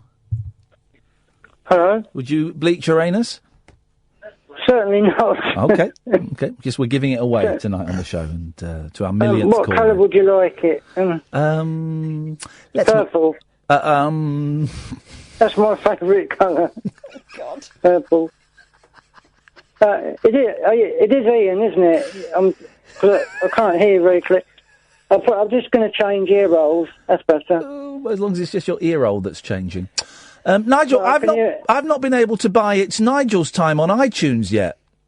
No, because I haven't put it on yet. Well, okay. I'm not sure what's going on, but it's not. I rang up to tell you my mum's had a fall. Oh, She's in hospital. Mate, I'm sorry to hear that. What happened? Last Friday, she fell out, gashed her head and broke her wrist, and she's 88. So I've been in every day to see her in Pembury Hospital. How's she doing? Yeah. Well, she can't walk about because her legs are swollen. She couldn't walk very well before. That's why she fell over in the garden. But oh man, it's not too bad. But she's going to be in hospital a few weeks, I think. Actually. And are you in the house on your own? Yeah, but I've had to do everything: the washing, cooking, and the shopping. So I've been entirely. That's why I haven't rung you. And have you? When we all know that when Mum's out of the house and the young people are left to do the shopping, they just buy 5 boxes of Cocoa Pops and microwave chips. Is that what you've been buying? No, I've been doing quite well, really. I've been doing quite well, considering I've not been done cooking for ages. Yeah. Okay. Anyway, you don't feel like eating a lot when she's in hospital. Well, but you do have to eat to keep your strength up. She needs you strong for her. The hot weather as well is enough to put you off a big hot meal, isn't it? Yes. Don't you agree, Ian? Oh, I do agree. I'm doing okay. I'm keeping myself occupied with me dumbbell, me weights, and that and my laptop, of course, keeps me occupied. I bet it does. And of course, doing the housework as well. Yeah. Well, we all wish your mum the very best.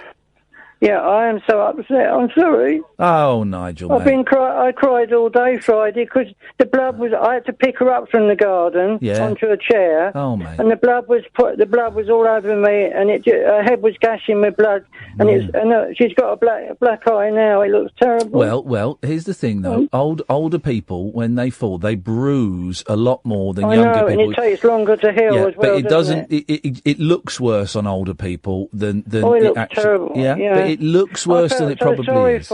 Yeah. I feel so sorry for her. And then she cried. When she cried in hospital, it broke my heart. Of course it did, mate. Of course it did. Have you got any friends or any family that can help, or you can go and talk to? No, they're in Norwich, my family, and I rang up, told them last night, but they won't come to see me. Oh, man. And I haven't seen them for 20 years, my brother, and his family. They've all got cars, and they never visit. They're not going to see me before I die if they don't hurry up, you know. Why does your brother not see you? If you don't mind me asking, that's quite a personal question. He won't go out the house because his wife can't get him to go out the house because he's got agoraphobia. Wow, gosh. And but the other people, his grown-up children could bring his wife or whatever. Well, yeah, that's sad. They're not. I want to see my grandchildren and I can't because it's too awkward for me to go there. Well, listen, don't worry about them. You've told them what's going on, and if they choose not to come, I think it's terrible for them not to come and see his own mum. Yeah, that is. But you know, from what you've said, he's got his own reasons. Nothing else. Sorry, nothing else is so important as that. Really, I mean, it's direct. Oh, Nigel, we've lost you. We're losing you a bit. Go and stand by a window. Nigel? Nigel? Nigel? Nigel, we can't hear you. I'm here. There you go. Don't move from that I've just spot. changed ears again. Okay, maybe it's your ears. Well, listen, try not to worry about them and try and focus on Mum. No, I'm so worried about Mum that she's not going to come home, you know. Oh, mate. Well, let's listen. They can do miracles in hospital.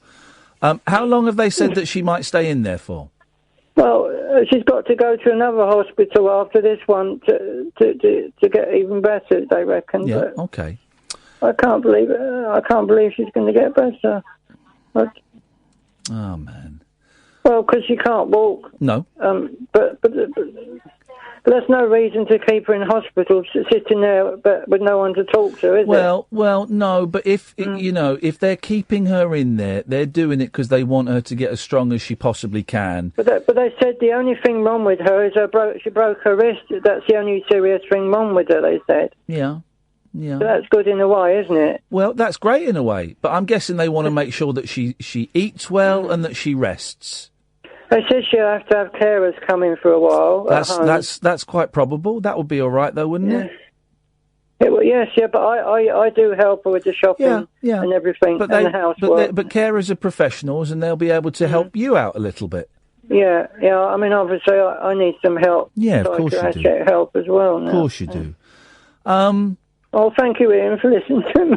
Hey, listen, buddy, you give us a call any time. I wasn't going to cry, but I had Hey, it's Mum. We're allowed to cry about mums. Of course we're allowed to cry about anything. I lost my dad with cancer. He died at 50, younger than me, my dad, of cancer. Yeah. And I understand what James is going through as well. Yeah, yeah. And it all gets on top of you, doesn't it? It's life, isn't it? It's the circle of life, man. It's hard work at times. Listen, there'll be a lot... I was going to ask you... Sorry, Ian, I was going to ask you a while ago... Perhaps you could put one of my records onto iTunes for me, because I don't know how to. I don't really know how to do it either, I'm afraid, Nigel. No. Oh, somebody else did it for you before? Yeah, someone did it for me. If you were to send it to me, I'd certainly play it on the radio. It's Nigel's time. Well, I haven't got a copy of the proper finished version. Okay. It's on YouTube. Of what, Nigel? It's Nigel's time. It's Nigel's time. It's on YouTube, yeah. It's under, what's it called?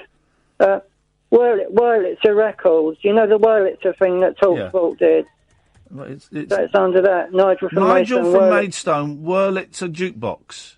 Yes. But that's not it's Nigel time, though, is it? Yes, it's Nigel's time and the Joker, the two songs that I sent to Mike Graham. Hang on, here we go. Well, that's the one, yeah. Is this it? That's the one. Here we go. This is actually quite surprisingly good. Here we go.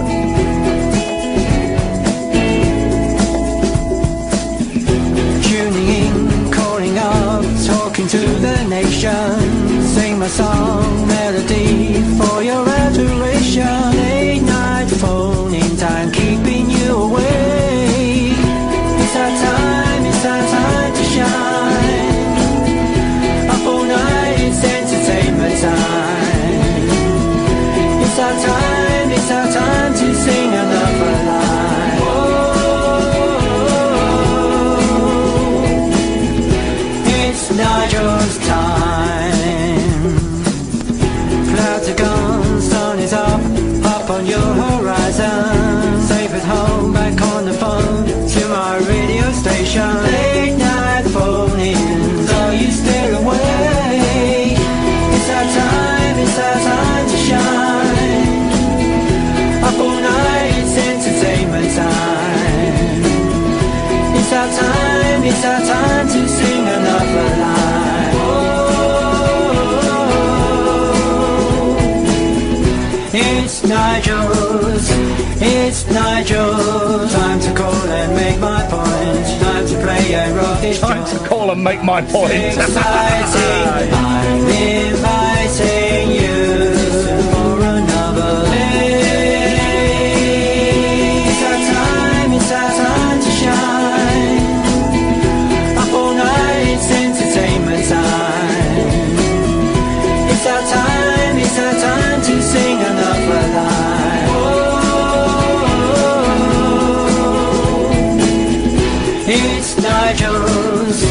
it's Nigel's time. There we go, Nigel. That's a cracking song.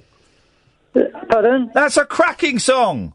It's a catchy song, isn't it? Yeah, quite catchy. It's catchy and cracking. It's cratchy. It's not bad at all. It's catchy. But it was someone called Simon. Yes.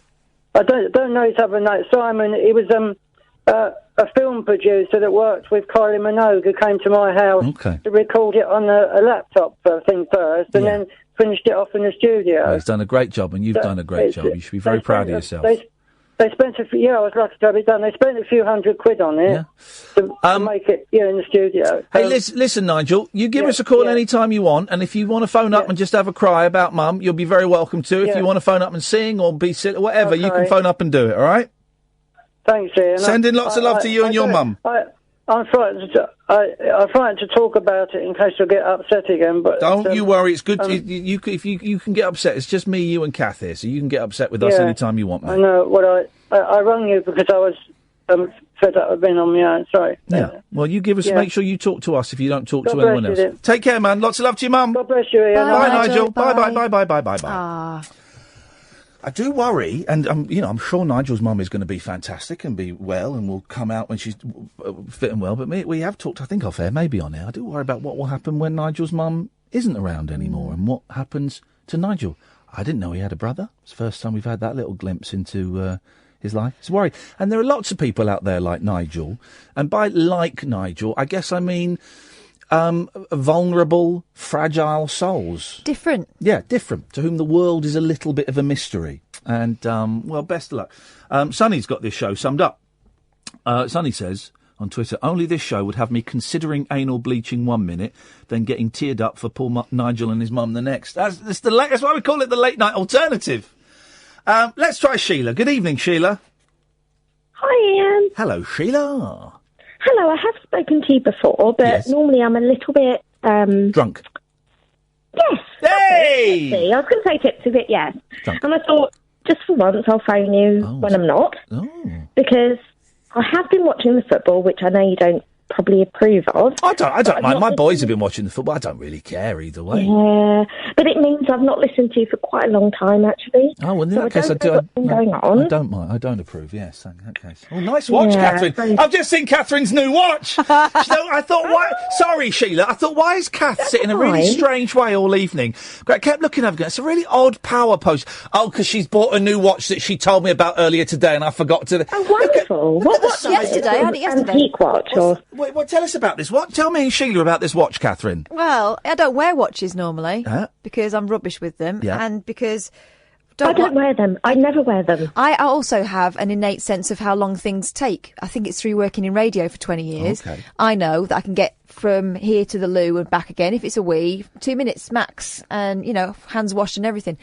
And I'm the sort of person who can put something in the microwave and arrive back in the kitchen just as it goes ping, because I don't need a watch necessarily, but I fancied one, and I've just bought my little girls a watch each, and we're talking about telling the time, and I thought, do you know what, the time might be right for me to buy myself a watch. And I've been looking for one for ages that I liked, and I haven't found one. And then the other day I saw one, and it's massive.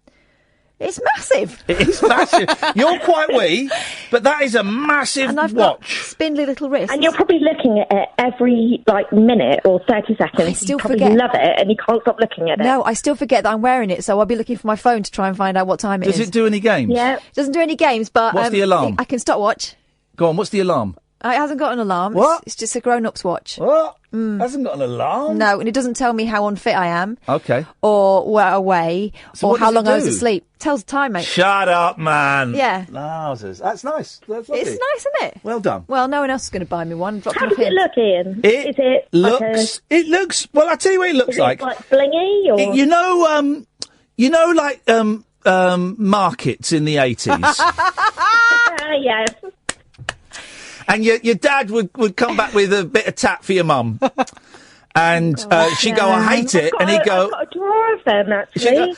She'd go, I hate it. Well, it cost me £5. You'll bloody wear it.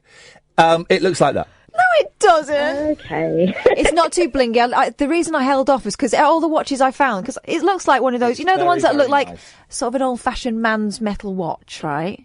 But they're quite big, and they look quite cool on women, I think. Yeah. So I've been looking for one for ages. It's a woman's watch, but doesn't have loads of, cubic zirconia around the outside of it and stuff. I don't want to look like I'm, Kim Kardashian. I don't want blingy, blingy, bling, bling. If you want to look like the Kardashians, you know what you've got to do. You've got to get that bleach and a blowpipe out. Turns out I was focusing on the wrong Anyway, end. Sheila, what have you got for us tonight, Sheila? I had, like, you talked about so many topics, and like I said, I've not listened for a little while. There's so many that I don't know which one to go with, actually. You go with anyone. Go on. Look, have you ever had your bum bleached? No. That is one of my lists, because I did think about, I'm going to write a list, because normally I don't know what to say. Yeah. But that's one of them. But that relates to the other one, which is about racism. And I think, I think a little while ago you were talking about racism. Yeah. And you were talking about how maybe people that are mixed race and people that are, I don't know what to say now. No, I don't. Listen, we're probably going to say the wrong thing. I didn't mention mixed race, but I was talking about how quite often this is a massive generalisation, but some lighter-skinned black people look down on darker-skinned black people. It's not everyone, but it is a common thing, I believe. That's what I was going to say, actually. So, there is one of the biggest issues in racism, actually, is between people that are very, it sounds awful, very black, and people that are mixed race. Yeah. Because there's a lot of, rivalry, but there shouldn't be. No, does that still go? I know that used to go on. I knew that used to go on in the 80s.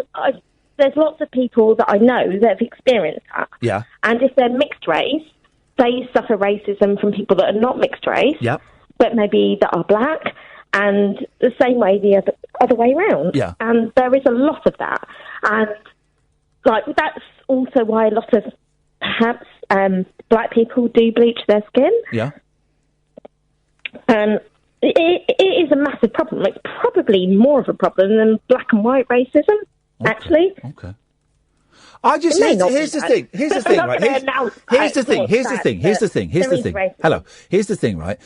Everybody wants to look different. Everybody wants to look slimmer, taller, shorter, broader, more muscular, darker, lighter. You want to look a little bit off under the chin, the nose. You want everyone wants to look different. I hate my legs. I'd love to have straight, muscular legs instead of these horrible bent, bandy things. Everyone wants to look a bit different. I bet you've got long legs. I've got long legs, but they're horrible. But here's the thing. All I've wanted is long legs all my life. Sheil's flirting with me, I think. She just wants your legs. But they wouldn't fit you, Sheila. What's that film? Boxing Helena. Oh yeah, I've never seen that. No. But I've heard the details.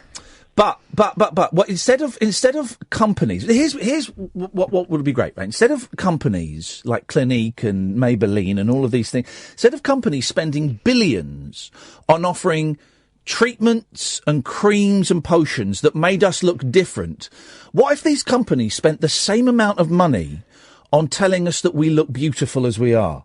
What if Maybelline spent £1 billion on telling everyone, you know what?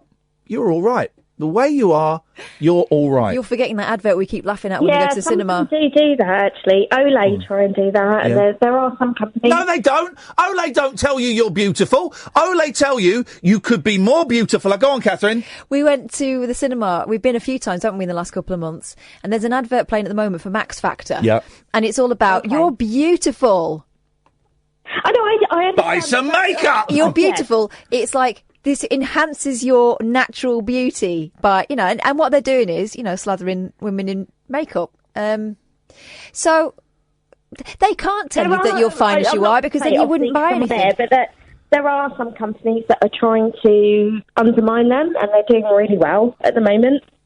Some really good skincare companies that are not advertising on TV, right? And they're great products. So but if Catherine wants to know them, I'm sure she knows them already. Because it's all balls, and you know this, right? And them saying you're fine as you are, what they're saying is you'll be fine as you are once you just do a little bit. If you use us, a little bit of this, because they can't say you're okay, because then they've got nothing to sell you. But this is what made me think about, like, a lot of the topics are related today. So I wanted to talk about racism between like black and mixed race people, and also I'm not white, so I can say that I'm not being racist. So I was going to talk about I don't like saying this, but anal bleaching. Here we go. Yeah. And I wondered if maybe that's a racist thing as well. Like, people don't want something that's brown on their body. White. Yes. I don't think. I don't think white. I don't think white people. Why we're making the issue. Shut up.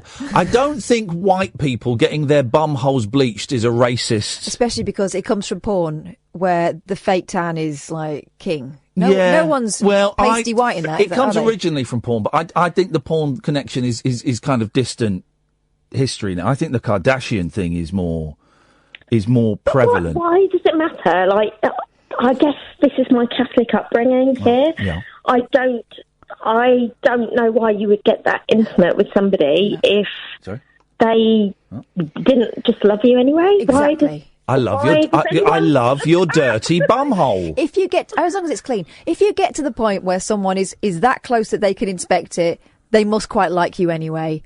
Yes, and worry about the colour of it. I mean, that's just so odd. If they're going to turn their noses up at it, they've got no right to be looking at it in the first place, frankly. Absolutely. Sheila, thank you very much for that. 0344 499 1000. That was sober Sheila. That was, she's chatty, isn't she? Revelation. Isn't she? This is the Late Night Alternative with Iain and Kath on Talk Radio. Across the UK, online and on DAB. The Late Night Alternative with Iain Lee on Talk Radio. 0344 499 1000. So we had the interview with Gemma Collins yesterday with Now magazine. Yeah. That was great. You hadn't read her book. But by the way, we've been loads of requests. We have to get a copy of that book and you have to read it in that voice. Book at bedtime. Yeah, you have to read it. All right, babe. See if you can bag a free one. All right. If they're sending any out. Anyway, PDT on Twitter said, I've got a similar interview for you. This is from Doctor Who magazine, right? And it's with Clive Swift. Now, I think Clive Swift played the husband of Hyacinth Bouquet in Keeping Up Appearances, right? Yes. And he appeared in a couple of episodes of Doctor Who. So it's a page interview done in the same style as the Gemma Collins interview. It's the whole transcript is there, the questions and the answers. I'll read it. It gets a bit boring in the middle, so I'll skip the middle bit, but I'll read the beginning. It's one page, right? Hello, Clive. I'm recording this interview on tape. Is that okay? Don't you know shorthand? It's a dying art, isn't it? I find that dictaphones are more reliable in interview situations. I want to quote what you say accurately. A lot of actors won't do interviews on tape. I've never noticed that in almost a decade of doing this job. I'm an actor. As soon as you switch that thing on, I'm performing. I think you'll find that proper journalists know shorthand. Now, nobody knows shorthand in I remember my mum learning shorthand, Pitman 2000. And we would have to test her at home. No one does shorthand My now. dad did when he was training to be a journalist, and when I was about to start my training, newspaper journalists still had to do it, Right. but because I was in radio and telly, we didn't have to. But dictaphones, everyone's got a little digital record. Put your phone down on there now and record it. Mm-hmm. Do you want to make sure you get it spot on? Well, also, people denying that they've said stuff these days, Yeah. It's always wise to have a hard copy. Covers your ass. Mm-hmm. I think you'll find I'm not a proper journalist in that case. Don't be silly. I'm quite aggrieved. Why should I do this? I'm not getting paid, am I? Awkward silence. Well, get on with it. Oh, God. I tell him to stuff it. Right. Could you tell me a bit about your character in Voyage of the Damned? You don't need me to tell you that. Have you read the script? That's what I perform. You can tell them about my character? What a silly question. To be honest, I just open interviews like that to make the person feel comfortable, as it's not too difficult to answer. It's not working, is it? I don't have anything to say. I'll try another. What was your initial reaction to the script? Terrific! What qualities do you think make a script terrific? What would you say? I'm sure we can agree. What ingredients do you admire? Fast, colourful scripts, but with proper emotion? On Doctor Who, this is? Well, I wouldn't know, because I don't know any other Doctor Who scripts. But this chap, Russell T Davies, seems to be a phenomenon. He not only invents all these strange and wonderful creatures from God knows where, but he's managed to get in a lot of humour. Unfortunately, it's the Doctor who has most of the humour. He's jealous of the Doctor! Being a comic actor, I've missed not making a few jokes. However, one does one's job. Goes on a bit. Okay. Have you always wanted to act?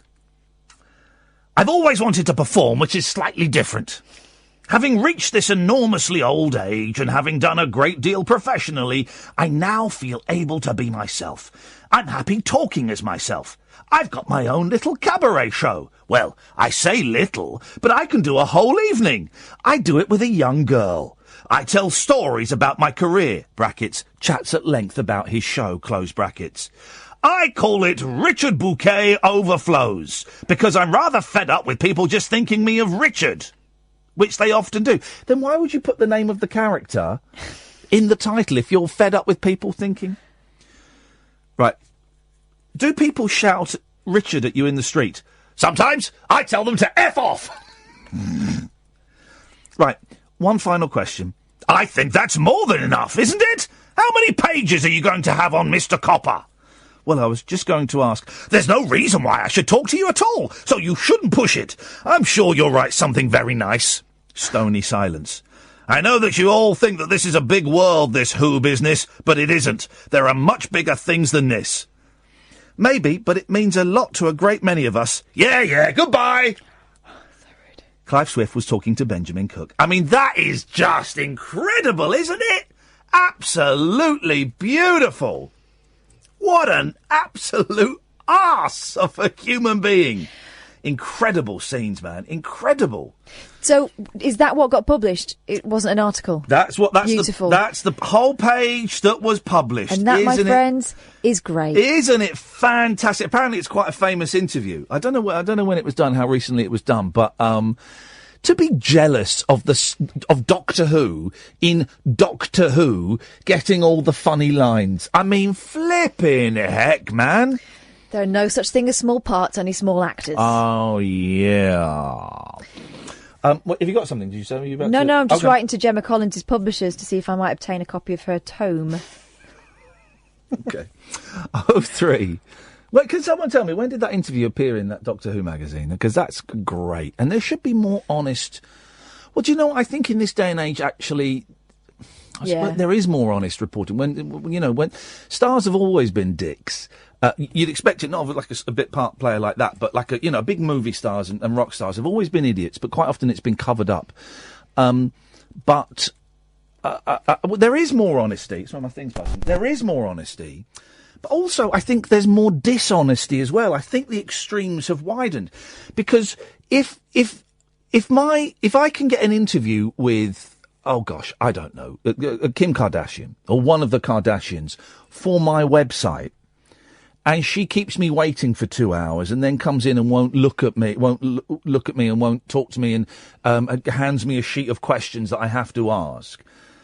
It's very unlikely I'm going to go on my website and say, well, and Kim Kardashian's sister was a dick, because that could potentially prevent other celebrities coming on and doing that.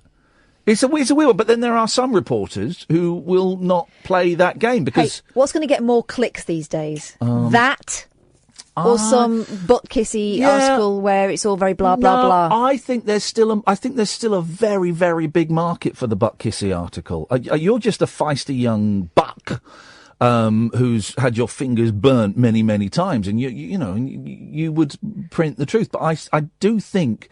that there are a lot of young people, and I'm talking teenagers, very, very early 20s, who are journalists now, who are interviewing celebrities, who are typing, I've had stories about me written by kids. I would consider 18, 19, 20 kids to put on a website because it's all about clicks. So I can't remember where I was going with that. Anyway, kids, I hate kids. They'll just write what they're told. Yeah, they'll just write what they're told. 0344 499 1 4. No, what's the number? Right, let me do that again. 0344 499 1000 is the telephone number. Another hour of this to go. When we come back, I'm going to play you a song that I'd forgotten about today, and I found myself singing to my 6-year-old son. And I said, "Do you know this song?" He went, "No." And I went, "Oh, this is a great song."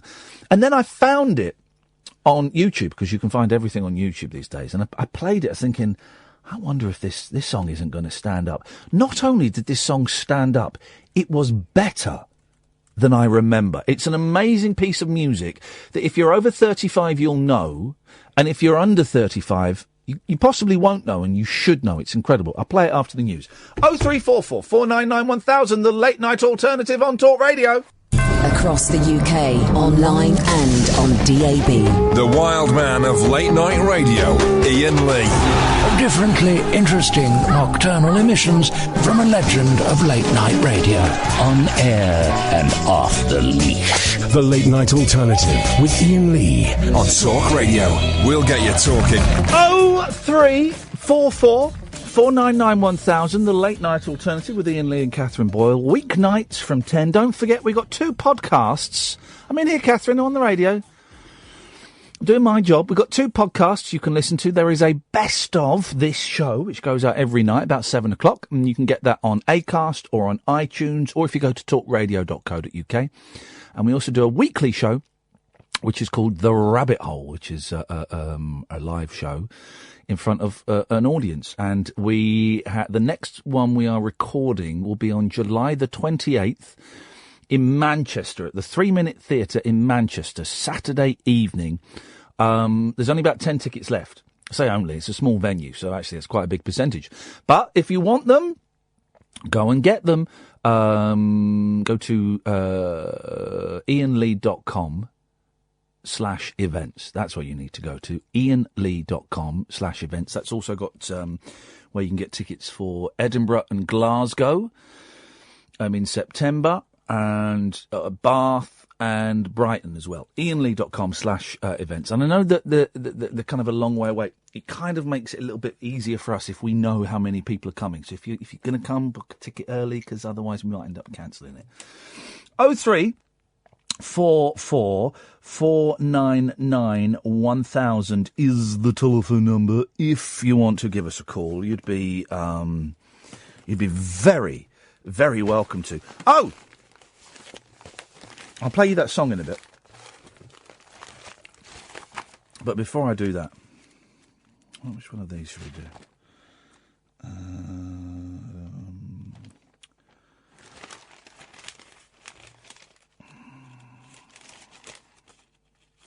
Here we go. Could there be life on Saturn's moon? Yes, please. By Colin Fernandez, the science correspondent. We may not have found a colony of little green men just yet. Oh, for God's sakes, Colin, you can do better than that. Crying out loud, man. But we could be a step closer. For scientists have discovered that one of Saturn's moons carries all the ingredients needed for life to evolve. Thank you very much. Complex carbon-based molecules have been detected erupting from the crust of Enceladus. I'd get it bleached. The discovery... I'd get the crust ripped off, then get it bleached. The discovery by NASA's Cassini spacecraft means the moon has all the building blocks for simple life forms. Wowzers. Dr. Christopher Glein on the Southwest Research Institute in San Antonio, Texas, said, "Boy, this moon is the only body besides Earth known to simultaneously satisfy all of the basic requirements for life as we know it." Oh, mate. Jump into the end of the story, because you know my theory, right, is that we lived on Mars. There was a war on Mars. There was some kind of natural phenomenon, one of the two, and some of us managed to escape to Earth, but then all of our technology over time has gone, right? You know.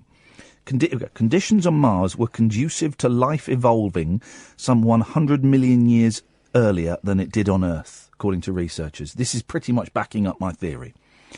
An analysis of meteorites has shown that the surface of the red planet cooled down much sooner than previously thought. They've put that previously thought, but that's because Colin Fernandez is an idiot.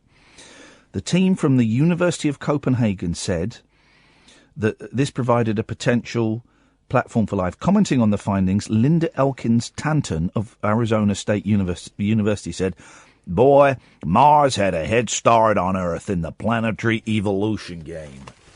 We totally come from Mars. We totally come from Mars. I don't know why you're not backing me up on that, Catherine. Well, because it sounds like bullshit. Right, okay, that's because your mind is closed. So I'm going to play a song, right? Oh. That, just thought of it today. I was in the car with the boy and I was singing it. And it's a really fun song to sing. I thought, I don't know, I'll come to you in a minute. I thought, I've not thought of this song 35 years, right? And I said to the boy, I'll get it and I'll play it. He was a bit of fidgety mood. He wasn't really into it. He wanted to get out of the car. So he did. Which boy? Big boy, little boy? Little boy. So he didn't want to listen to it. But I listened to the first 30 seconds expecting it to be crap, right? And I thought, flipping heck, it's from 1965, right? You'll know it. If you're over 35, you'll know it. If you're under 35, you won't know it. Sam, you won't know it, right? And I heard it so much as a kid, right, that it became like wallpaper. But it was a song that always intrigued me. I think it's a very psychedelic song. Not in the production and not in the sound technique. But the story is nuts. And I don't remember how the story ends, right? So literally I heard 30 seconds. I thought, I want to hear the rest of this on air. Right. Because I want to gauge people's reaction to it, right? I think the 30 seconds I heard, it sounded incredible. Okay? And when you hear what it is, when you recognise it, you're going to smirk a little bit and go, oh, this is crap. But stick with it, right? Stick with it. Okay. I may have built it up a little bit too much. Here we go. Here we go. It's by Ronnie Hilton. Do you know Ronnie Hilton? No. No. Okay. I didn't know his name either. I thought it was by someone completely different. Here we go.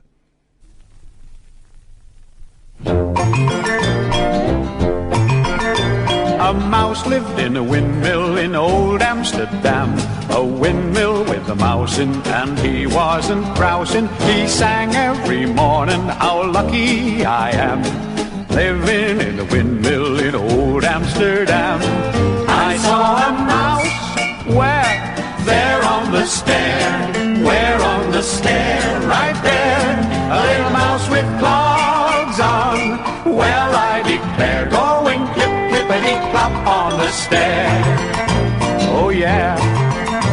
This mouse, he got lonesome. He took him a wife. A windmill with mice in, it's hardly surprising. She sang every morning, how lucky I am, living in a windmill in old Amsterdam. I saw a mouse, where?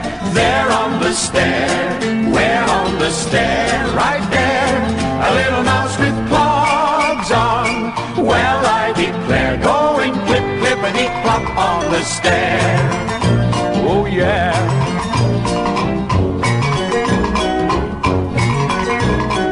First they had triplets and then they had twins. A windmill with twins in, triplets and twins in. They sang every morning, how lucky we are, living in a windmill in Amsterdam, yeah. I saw a mouse, where? There on the stair.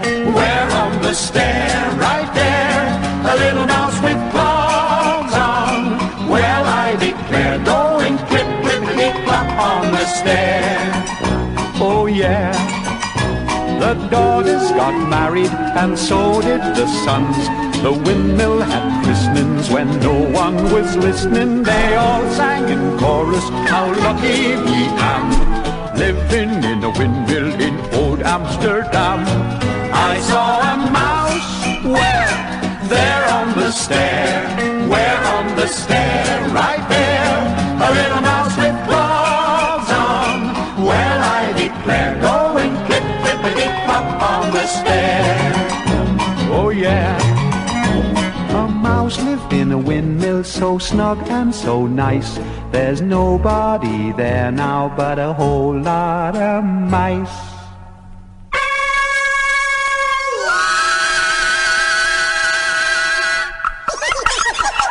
Oh, I got goosebumps at the ending. I don't think I've ever heard the end before. Oh, I remember the ending. It's so joyous. And honestly, I was having so much... I couldn't remember the verses, right? But the chorus, I don't know why, the chorus popped into my head.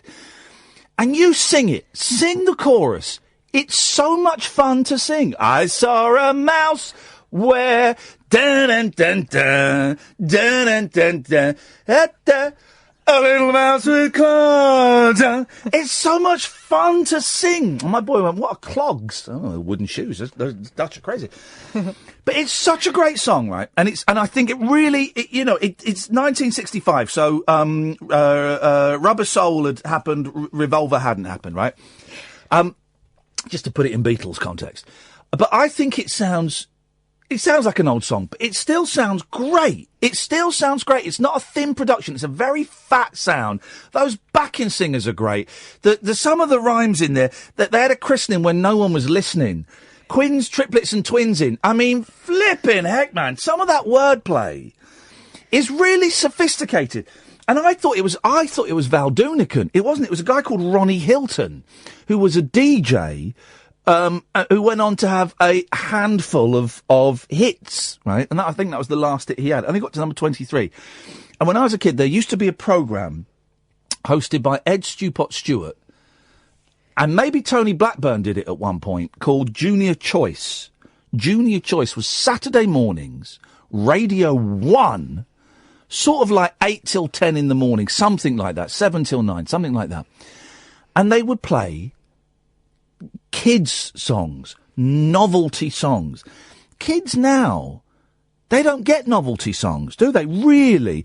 Kids now, my kids have always been into the Monkees and Beyonce and Alicia Keys and that kind of stuff. They've missed out on... before I got into pop, right, and the first pop I got into was the Thompson Twins, but I remember rocking out in my bedroom, bouncing on my bed to the Funky Gibbon by the Goodies, and to that, and to All Aboard with Right Said Fred, and all of that stuff. I don't know, my kids like that Lemonade Stand song for a long time. Okay, I'll give the Lemonade Stand props. There are some summer things like that where they tend, the silly ones tend to come out in the summer, don't they? I don't know. And probably the album that they've loved the most, it's been a kind of kids album, has been the Bare Naked Ladies one, Popcorn. Okay, Snack Time. all right, fair enough. Yeah, no, fair enough. I'll buy it. That is a great album, by the way. No, I don't. But right, okay, Sam, come on the microphone and tell me what you just said there. So, Paul Ross just popped his head in, yeah, and said that the guy who sang that song is apparently a mate of Rainbow George's. I don't think it is Paul. He is a mate. Who is he? He was a mate of Ronnie somebody. Rainbow George was a mate of Ronnie. The guy that stood for... Yeah, I don't think it was Ronnie Hilton. I don't think, but Rainbow George knows quite a lot of people. Rainbow George probably smoked a joint with him at some point. I'm sure Ronnie Hilton... By the way, Ronnie Hilton died in 2001. No, I think it was a different Ronnie, but he probably does know him. Why do I want to say Lane? Hang on, Paul, come in. Paul, come in, man. Come in, you can come into the studio. Don't stick your fingers up at me. He's not getting paid, so of course he's not going to walk in. There we go. Go on, man. No, I thought it's Ronnie Carroll was his name. Ronnie Carroll, that was it. But that Ronnie Hilton song, that used to be on the radio all the time, man. Yeah. And it's a great song. You mentioned Val Doonican. You listen to the lyrics of Delaney's Donkey, Rafferty's Motor Car, Paddy McGinty's Goat. They're fantastic. Yeah. They're mini short stories, and that's why they used to have... we should nick it here, actually. They used to have that wonderful show, didn't they? Children's favourite show with Ed Stewpot Stewart of a Saturday morning. Junior Choice, yeah. And they play all those things like Three Wheels on My Wagon, all those great old songs. Right, My Boomerang Won't Come Back. Right Said Fred. Yeah. Banana Boat Song. Yeah. All of that stuff. The Banana Boat Song. Have you ever heard Bernard Cribbin's Winkle Picker song? I think we might have played it once, actually. I think we might have played it, didn't we? Bernard Cribbins did Gossip Calypso, didn't he? He did. That's the one. That's amazing. That's that the one we played. Gossip Calypso. Gossip Calypso. That's the one we played. And he was, I think, in the first Doctor Who movie, wasn't he, Bernard Cribbins? I think he turned up in that, yeah. He was, yeah. How's the head? He looks very sore. Do you know what? I went to get it all cleaned up, and I was hoping the bandage would come off, but I've got to keep it on until the weekend because it's not. Have you got painkillers and stuff, or you'd rather? Yeah, no, it's just Nurofen. I'm just on Nurofen, but it's a little bit. I'm all right. It's the trauma. Is the you know kind at the top upset. of the road here, if you go up out of our building, Chocolate Towers, turn right. There's a great old army surplus shop. Oh yeah, And they got fantastic Russian tin helmets. I saw a pith helmet in there. That's not moved. This is. I keep walking past that pith helmet and thinking, wow, I can't justify it. I'm skinned. But I think you should try and get those guys on your show because it used to be run by a couple of brothers. One of them's still there, and if you get to know them, and I've been shopping there 30 years, they'll take you into their basement. What's down there is an Aladdin's cave. You should go down there with your phone and do a little report, mate. Oh, we'll go and do it. It's got your name all over it. Oh, nice one, Paul. Thank you. Paul will be back in a little bit. He's on at 1 o'clock as well through the night, so keep listening for that. We've got Stan, we've got Alan. We'll take your calls in a bit. 0344 499 1000. The Late Night Alternative with Iain and Kath on Talk Radio. The Late Night Alternative with Iain Lee on Talk Radio. We'll get you talking.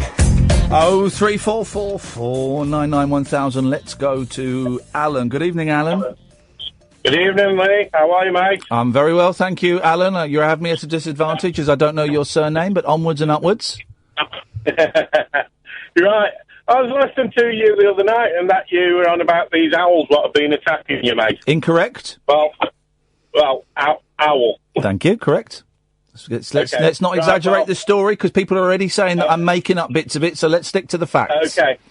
Well, I got out of my cab today. Here we go. And I had one of them great big massive blackbird things fly straight at me. There we go. They're turning. They're getting bold. They're turning. They are turning. It's like that film, isn't it? The Bird.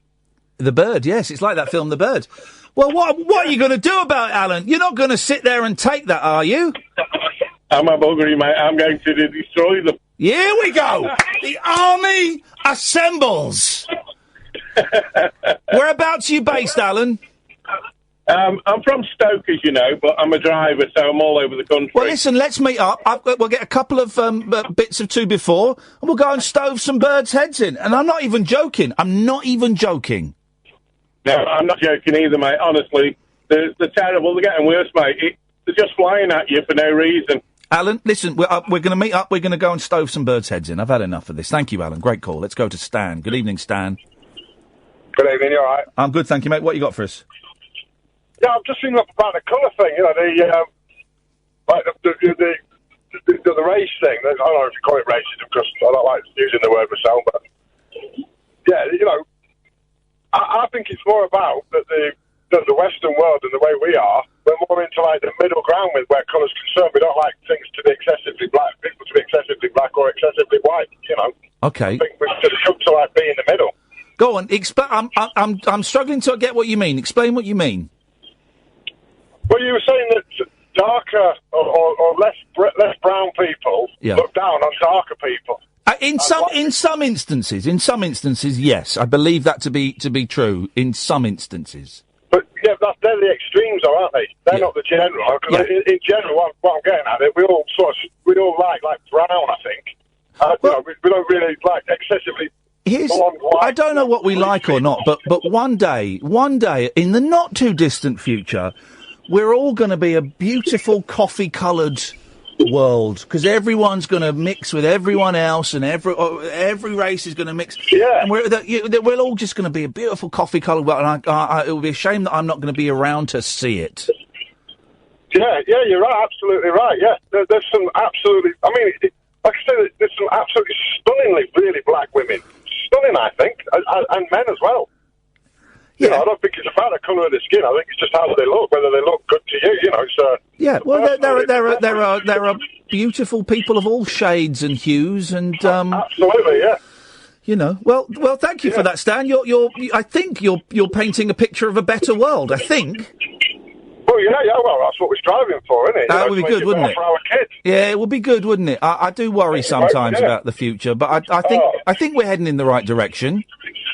Yeah, I think if the majority stick together and just keep on the way we're going, you know, we're always going to have extremes. Do you remember, Stan, you sound about my age, maybe a little bit older, and I remember when I remember an aunt of mine, the controversy in the late 70s, early 80s, because she brought home a black boyfriend.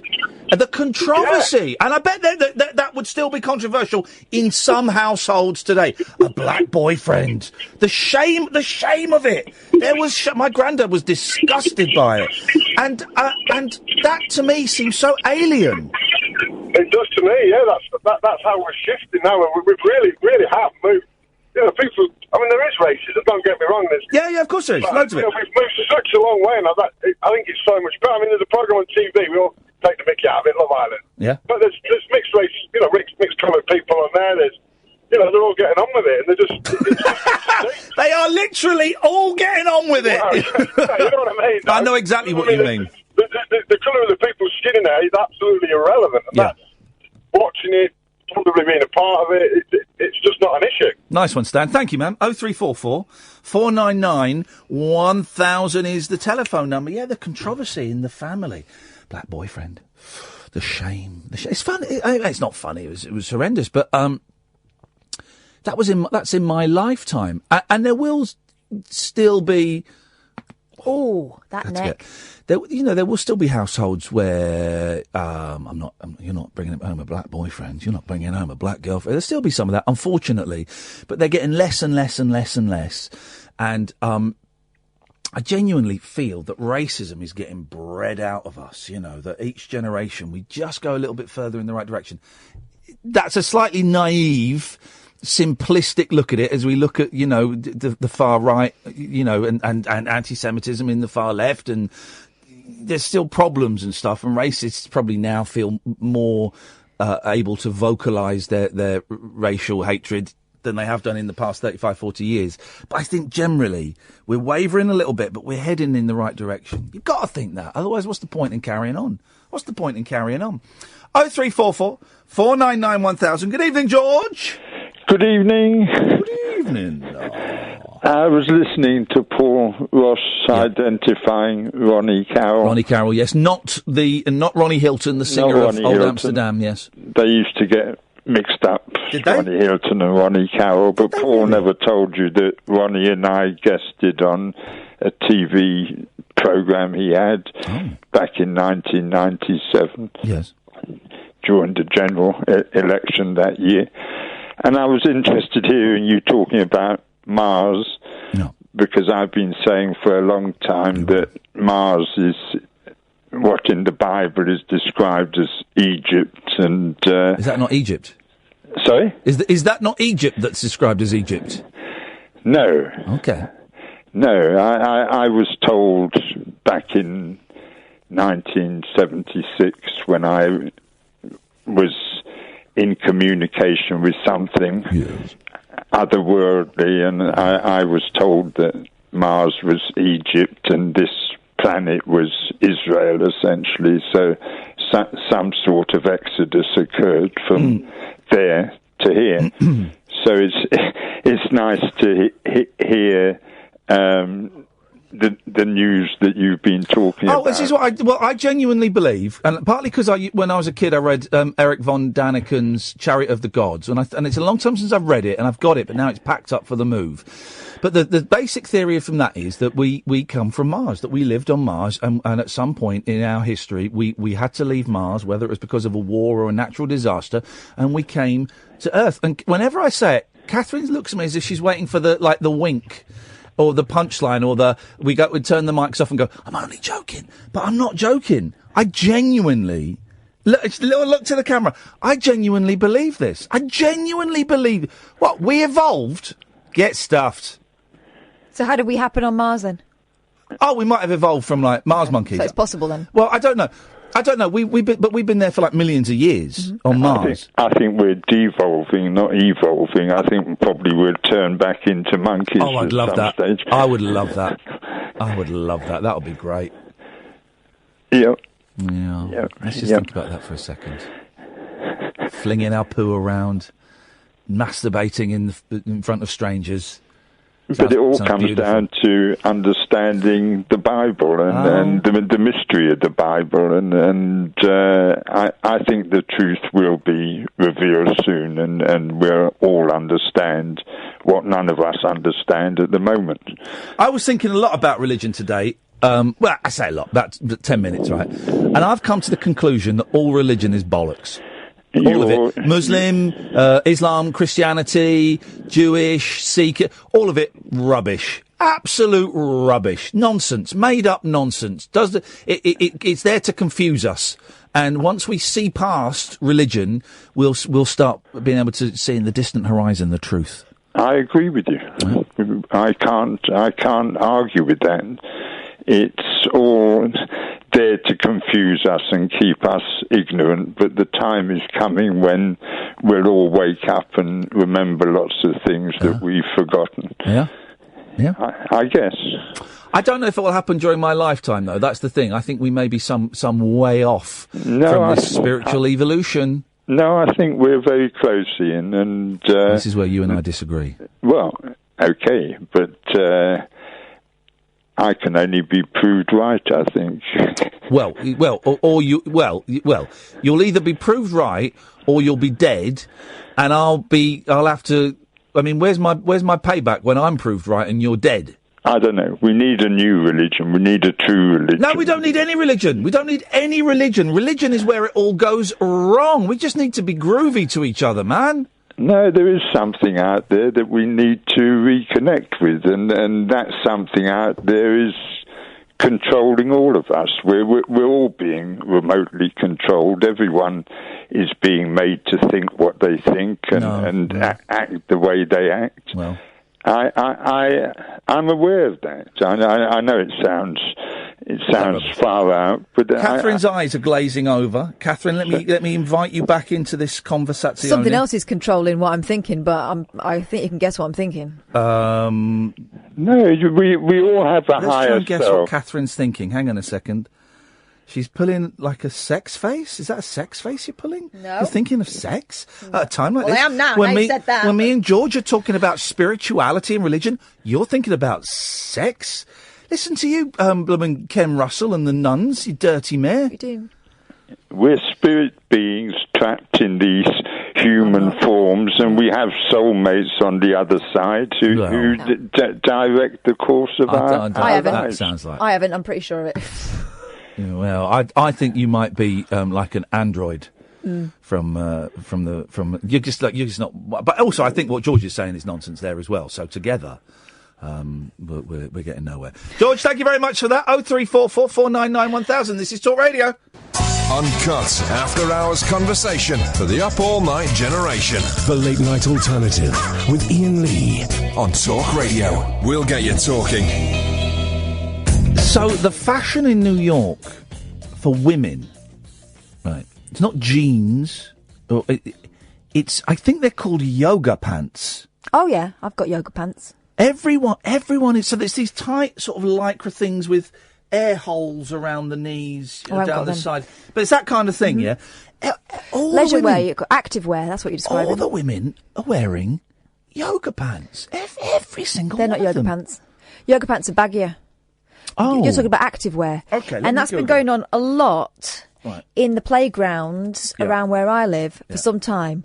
And for a long time, I've been eyeing the wearers with suspicion. They're not all going to the gym. What I reckon, they've active wear, yeah. They've usurped the pyjamas. Yeah. The clothes of choice. Active wear images. It's yep. Oh, yes. Yeah, they're not all going to the gym. That's okay. I'm just going to look at a few more of these pictures just to make sure okay? I've got. Yeah. Okay. I think it's activewear. I just need to look at a few more. I saw them mainly from behind, so I'm going to type in activewear ass. There we go. There we go. Oh my God. There we go. There we go. Yeah, it was activewear that they were wearing in New York. So I'm going to get a load of activewear pants and bring them over here along with my brown cola, my chocolate cola, and I'm going to sell them. What chocolate cola? Who is this? What is this call? Is this like a prank call? It's a prank call, is it? Well, I've got a dump button. I can handle this. Hello, prank caller. Hello, caller, pretending to call from America.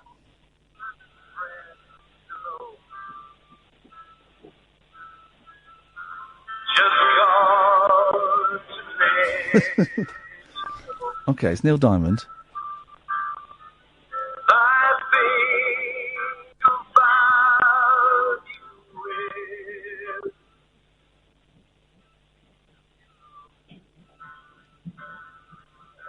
You're there at home. What's happening on the screen behind you? This has all got very weird. That screen keeps changing. I know. What is going on? Something very... So someone's playing a spooky song. The screen behind is flickering. This is actually terrifying.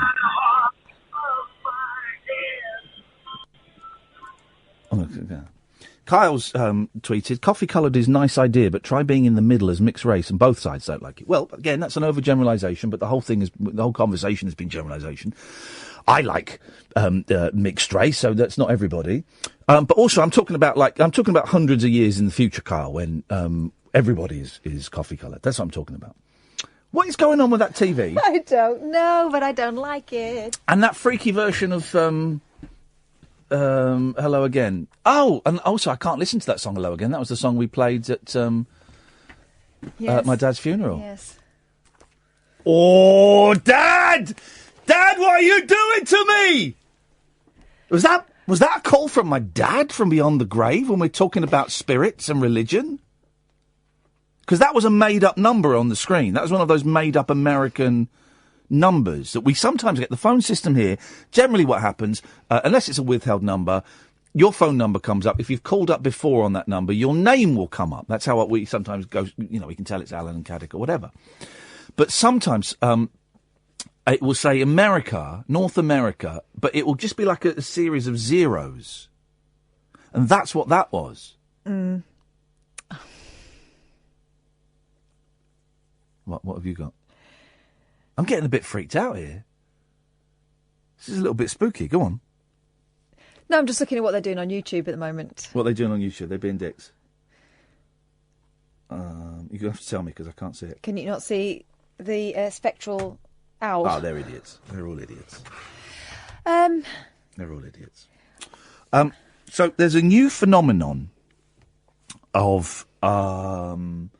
So you know what an influencer is? Yes. Yeah. So tell me what an influencer is. It's someone who is who has a presence online that apparently and they have a certain number of followers on Twitter or on YouTube. Yeah. It means that they are considered influential. Okay. They're considered good people to sell products via. I'm showing you a picture of a young influencer called Shudu. Right? She's wearing photo of Shudu wearing a lipstick from singer Rihanna's Fenty Beauty line. Okay. Right.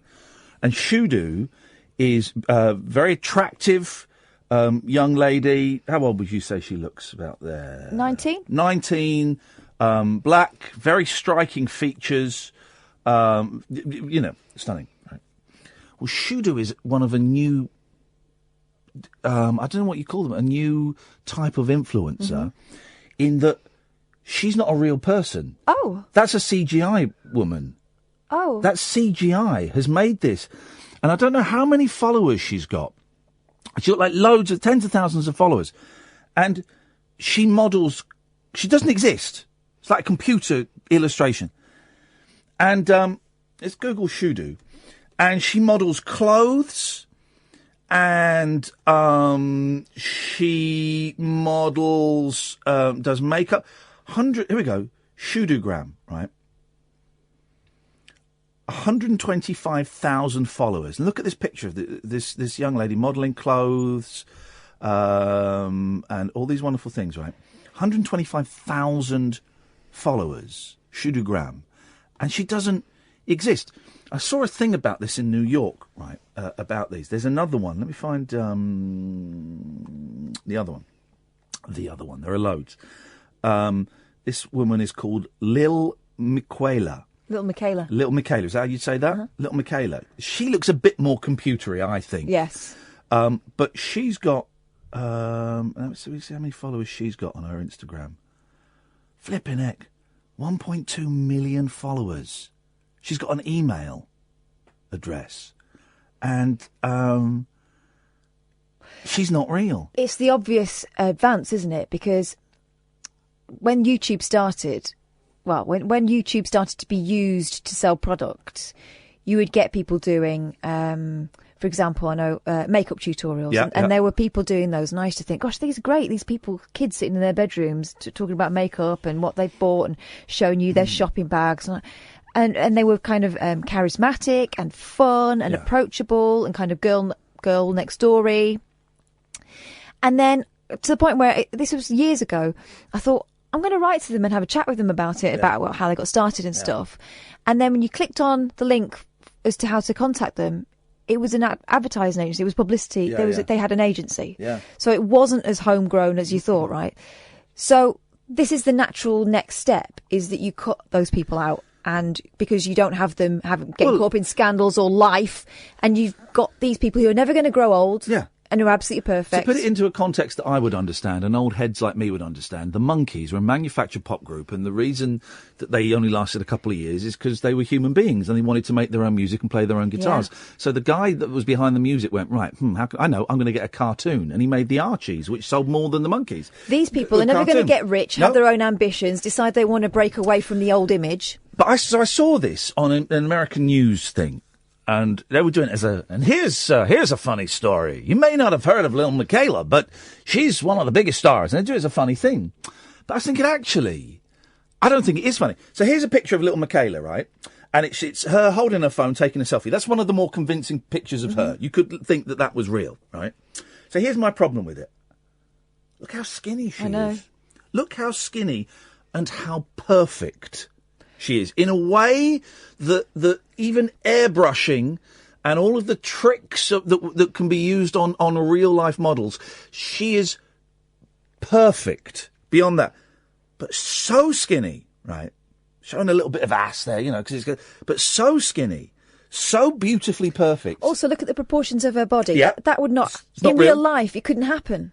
It's not real. She's got a very, very long, slim body. Yeah. That would look weird in real life on a real person. I mean, that's quite a convincing picture as well of her sort of sat by some food. And people are leaving comments and stuff. Robots can't be hung over. I'm very confused. Anyway, and there's some of them are looking coy and sexy. And, I mean, look at that. Look at that. Is she with Nile Rodgers in that picture before this? Yeah, that's her with Nile Rodgers. You're right. Well spotted. What's that? It's incredible, right? So the American news was teaching it as the funny. I think it's really dangerous. I think it's really dangerous because we talk about presenting young people, young women predominantly, but also young men, young people with, actually not even young people, because as a 45-year-old man, I can look at other people's bodies and feel inferior. Mm-hmm. So we talk about, trying to get people to feel confident in their bodies and how their minds can be warped by the perfect image that we get of pop stars and movie stars and athletes and sports stars, and a lot of that is down to photoshopping. But when you're creating people, and I don't know who made Little Michaela, but I do know who made Shudu, who is a very dark, very beautiful black woman. It's a white guy. And I saw that this white guy was the creator, and I just felt really uncomfortable by it. Because I don't know how to phrase this, so I'm just going to say it, and it might sound a little bit messy. Surely if anyone should be creating a beautiful black CGI representation of womanhood, it should be a black woman doing it. It felt to me a little bit, I don't want to say racist, but here's a white guy saying what a sexy black woman should look like. That's not, as a white guy, that's not my prerogative to say that. It feels manipulative. It's like Puppet Master, isn't it? Here we go. There's an article in the New Yorker, which I've not read, but the headline is, Shudu is a white man's digital projection of real-life black womanhood. And it was this very enthusiastic young white guy talking about Shudu as though it were, it was his creation. And it just made me feel a bit uncomfortable. It was a white guy telling us, presenting a perfect image of a black woman. I don't know. 0344 499 1000. Only a few more minutes left. Roger will come to you in a second. This is the Late Night Alternative on Talk Radio. The Late Night Alternative with Iain Lee. Unfiltered Night Talk with the original king of unconventional conversation on Talk Radio. We have ways of making you talk. 0344 499 1000 is the telephone number if you want to give us a call. Roger bottled it, and that's absolutely fine, man. That's absolutely fine. Well, it's been, what have we covered tonight? We've CGI influencers, mice living in Amsterdam, more bad interviews. By the way, if you've got any more examples of, interviews that have gone terribly and they've either printed it verbatim or there's audio of it. Apart from that Hardeep Singh Kohli thing, because he annoys the hell out of me. That guy, I just can't stomach him. If there's any audio, let us know. Send me the link on YouTube, and I'll get Catherine to click on it. It'll be the Thanks very much. Will be the thing, because I like those. They're good, those interviews. Yeah, they're good. That's what we want more of. I like it when the journalist takes back a little bit of power. Yeah. Do you know what I wish would happen? And it's a shame that it hasn't. And there were some rumblings of it earlier on. Yes, but. In Trump and his administration, and Sarah Huckabee Sanders, yes, refuses to answer questions. Yeah. I really wish that every single journalist in turn in those press conferences would take the mantle and ask the same question until it got answered. And there was some talk of doing that at one point, but of course competition kicks in and they don't, That Trump-journo battle, put aside the horrific things that have happened at is it a newspaper in America today? Let's put that aside. I don't use it because I said the word battle and I've realised that people have actually been killed, been murdered today. Stuff. So yeah, putting that to one side, and the word battle is perhaps slightly inappropriate. But the standoff. There we go. The standoff between Trump and the press never really happened, did it? It was going to be. The first few months, this is fake news. Oh, some sectors still are, though. Really? Yeah. Okay, maybe you just don't hear about it as much. He's still going for it. And the guy who does the late night, what's his name? The one that ruffled his hair. As in Jimmy Fallon. Jimmy Fallon in the last few days has said he regrets doing that. Because Trump tweeted about him, and then cause I watched a bit of it online, and then was giving an address, and he kind of slagged off Jimmy Fallon. But I do think Jimmy Fallon, and then it was watch Jimmy Fallon's hilarious put down on the president. I watched it and thought, nah, that wasn't. You're still holding back. If that's all you got, you ain't got a lot. He gave a big donation, didn't he, in Trump's name to an immigrant charity? Yeah, well, that's. But still, But I just. Rachel Maddow still goes in there. Some of them still are going in. But we don't hear about it. Maybe the novelty is worn off, so we don't hear about it as much as perhaps we did. But it was all. But do we know anything more about what's happened in this newspaper in America? I think the latest that I caught at the top of the hour when I was trying to hide to scare you. I think 5 people have died. There are suggestions that it might be an ex-employee. This is in Maryland. Gunmen opened fire at the local newspaper office in Maryland, killing 5 people and wounding 3. Staff at the Capitol Gazette building in Annapolis said he shot through a glass door into the newsroom. Man alive. There's nothing more terrifying than hearing multiple people get shot while you're under your desk and then hear the gunman reload, tweeted reporter Phil Davis. Police said a suspect was in custody and being questioned. He's reportedly refusing to cooperate with officers. And a police source told CBS News that he damaged his fingertips to avoid being identified. Bloody hell. Suspect, white male in his 20s, surrendered to officers without a struggle. Where are you getting that from? BBC News. Okay. He was found to be carrying fake grenades and smoke bombs in his backpack. Police said that they said he used a long gun but didn't give further details. Oh, I blocked someone today. Sorry, BBC. You mentioned the BBC because I can't remember. He was like a fan of mine, but someone was tweeting about this owl thing, and he said, "Well, I don't believe a word he says because talking about me. His dad left the military to go and work for the BBC. His wife is."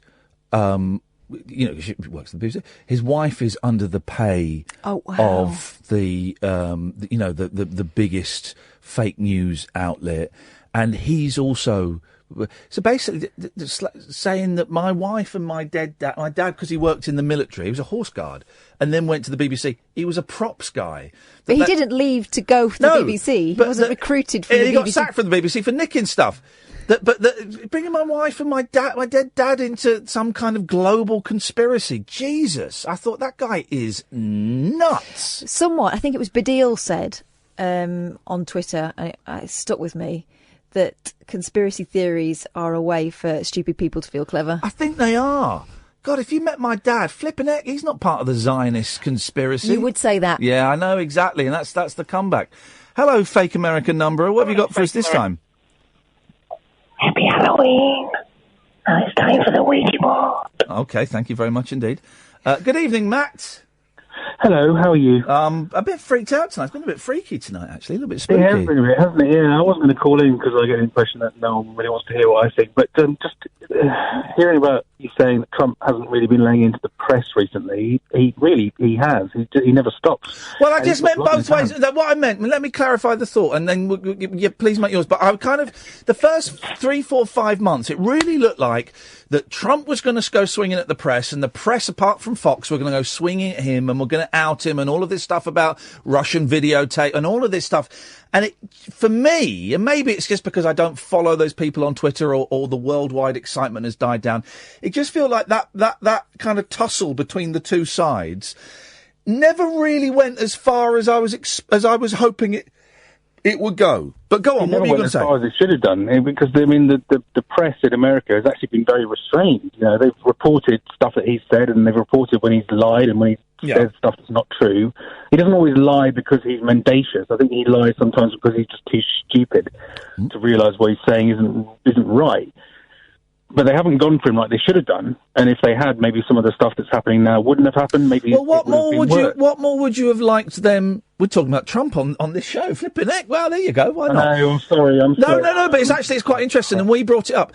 What would you have liked the press? And we're doing it in I've not heard this conversation, so this is what it's about.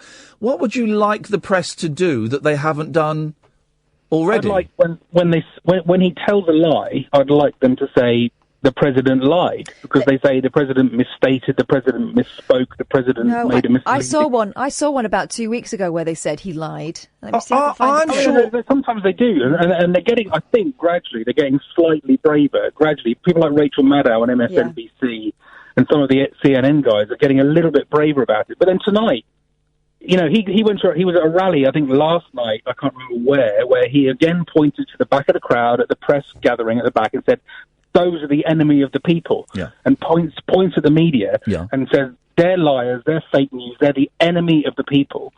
And then tonight, a guy has gone in, I mean, you know, we don't know what his motives were, but he was a white American, he wasn't an immigrant. Okay. He's gone into this office, and after Charlie Hebdo, Trump tweeted, if only they just kept quiet, they would have gone out of business because no one listens to them. Okay, but I, you know, and I've seen people tweeting that the paedophile supporter Milo Yiannopoulos was saying 2 days ago that the press should all be shot down or something like that. Yeah, and Alex Jones does the same thing. But you know, in the same way that if it were a brown-skinned guy, you can't jump to the conclusion that it's a Muslim terrorist. You can't also conclude that it's someone who's been inspired by paedophile supporter Milo Yiannopoulos or Donald Trump. It could be any. He could have got sacked the day before. He could have had it could be any number of things. It could be because of what Trump and Milo said. It could be. But I think we need to kind of wait and hold back a little bit from that. No, we really do. And I think it's kind of incumbent on the behalf of the non-extremists, and I can count myself in that number, to not jump to conclusions. But sometimes you just can't help it. But yeah, you're absolutely right. Because I can see, this is the funny thing about Twitter, and I must admit, I pointed one of the tweets out to Kath about Milo, but here's the thing about Twitter. Some people on the left will be jumping with glee and quoting Trump and quoting Milo. Then the people on the right are going, oh, look at all the far left people saying this, blaming it on Donald Trump when we do. And we've got no idea. And if it comes out that the guy has got a stack of Trump speeches where he says, go and shoot the press, then we have a thing. But, you know, obviously then it'll be a conspiracy that but it won't make a difference. But we have to wait and see, don't we? NBC are already going in on Trump now on Twitter, saying they approached him. They've got a video clip of it. Can you please talk to us about the dead reporters in Annapolis? Do you have any words of condolence for the families, Mr. President? Why are you walking away? President Trump does not comment when asked about the deadly Maryland newsroom shooting. Well, that sounds about like him. He can't act, kind of independently. He has to sort of go away and be told what he's going to say, or even then he doesn't say what he's told he's going to say. But anyway, sorry for bringing the last few minutes of the show down. That's okay, Matt. I'm going to cut you off and we'll celebrate. I'm cutting you off now. up your bleach bum. There we go. It's fine. I don't know. Do you know? Come in, Paul. Oh, look, he loiters out there. Look, like a I like it. Like a little orphan boy. He hovers. Wearing that shirt of his that I like. It's the only one you do like, isn't it? It is. The others like- I think are awful. It's very like one you have, that's why. Is it? Mm-hmm. Well, I'm big in the checks. I've stopped buying check shirts now because all of my shirts are check shirts. And also, the more telly you do, they all strobe, don't Yeah, they? they do. You can't. It's a nightmare. First world problems. Yeah, it really is. I've got a problem tonight that's been twisting my melon for some time, and we've got a definitive space expert on about it, Yeah, okay? go on. As we all know, the primeval atom, the Big Bang, happened 13.7 billion years ago. Yes, you as far set as we your can watch make by out. it, yes. Nothing exceeds the speed of light. Yeah. Which means if you take 13.7 billion and double it, the universe should be something in the region of 27.4 billion light years wide. That's what you'd think. The universe is 156 billion light years wide. Sweet Lord. Can we exceed the speed of light? That'll hurt everybody's head, but we're going to grapple with that tonight. It's a kind of wild and weird open university between 1 and 5. The theory is, I don't know if this theory still holds true, if you go faster than the speed of light, then you travel backwards in time? You travel through time. If you're going faster than But the only light... way our computations work is that nothing can exceed the speed of light. It's the only constant in the universe. Right. So why isn't the universe, as I said, 27.4 billion light years wide? Why is it... 6, 7, 8 times that? 156 billion light years wide. Let's ask Catherine. Catherine, can you answer that? The universe doesn't respect our laws. There we go. You see, she's... And yet you're meant to do every goddamn thing she says. Is that right? She's the universal creatrix. She's the... That time it was recognised. Put that in your passport. They don't do that. They don't put occupations in anymore, No, do they don't do that. I got a new passport and they don't do it's that. a shame that, really, isn't it? It's outrageous. Master of space, time and destiny. We'll work nude. When I got to America the other week, and I showed him the passport, and he said, "Right, this is great, sir. One thing, can you sign it for me?" He hadn't signed the passport. It was so fresh. And that's nice that they're helpful, because sometimes at US immigration they can be slightly challenging, can't they? Oh, the guy behind the desk was lovely, and we had a laugh. But the people ordering you around were so rude, so rude. I thought, how dare you? Anyway, anything? Got 15 seconds. Anything else you want? We're also talking about evolution from a different angle. I know you were mentioning it earlier on, and your bizarre, we all evolved from owls on Mars theory. Stop mentioning owls. Anyway, we're talking to a man who says we have far more in common muscle-wise with monkeys than was previously thought. It may turn the whole theory of evolution on its head. There we go. So the size of the universe, and we didn't come from monkeys. This is tonight's show is going to blow your mind. Thank you, Paul. We'll be on at 1 o'clock. Thank you very much, Catherine. Thank you, Sam. We will be back tonight, Friday night at 10 o'clock with, get ready for it, we've got a guy that makes canes that you can use to whack Democrats with, and the trial of Alan Caddick.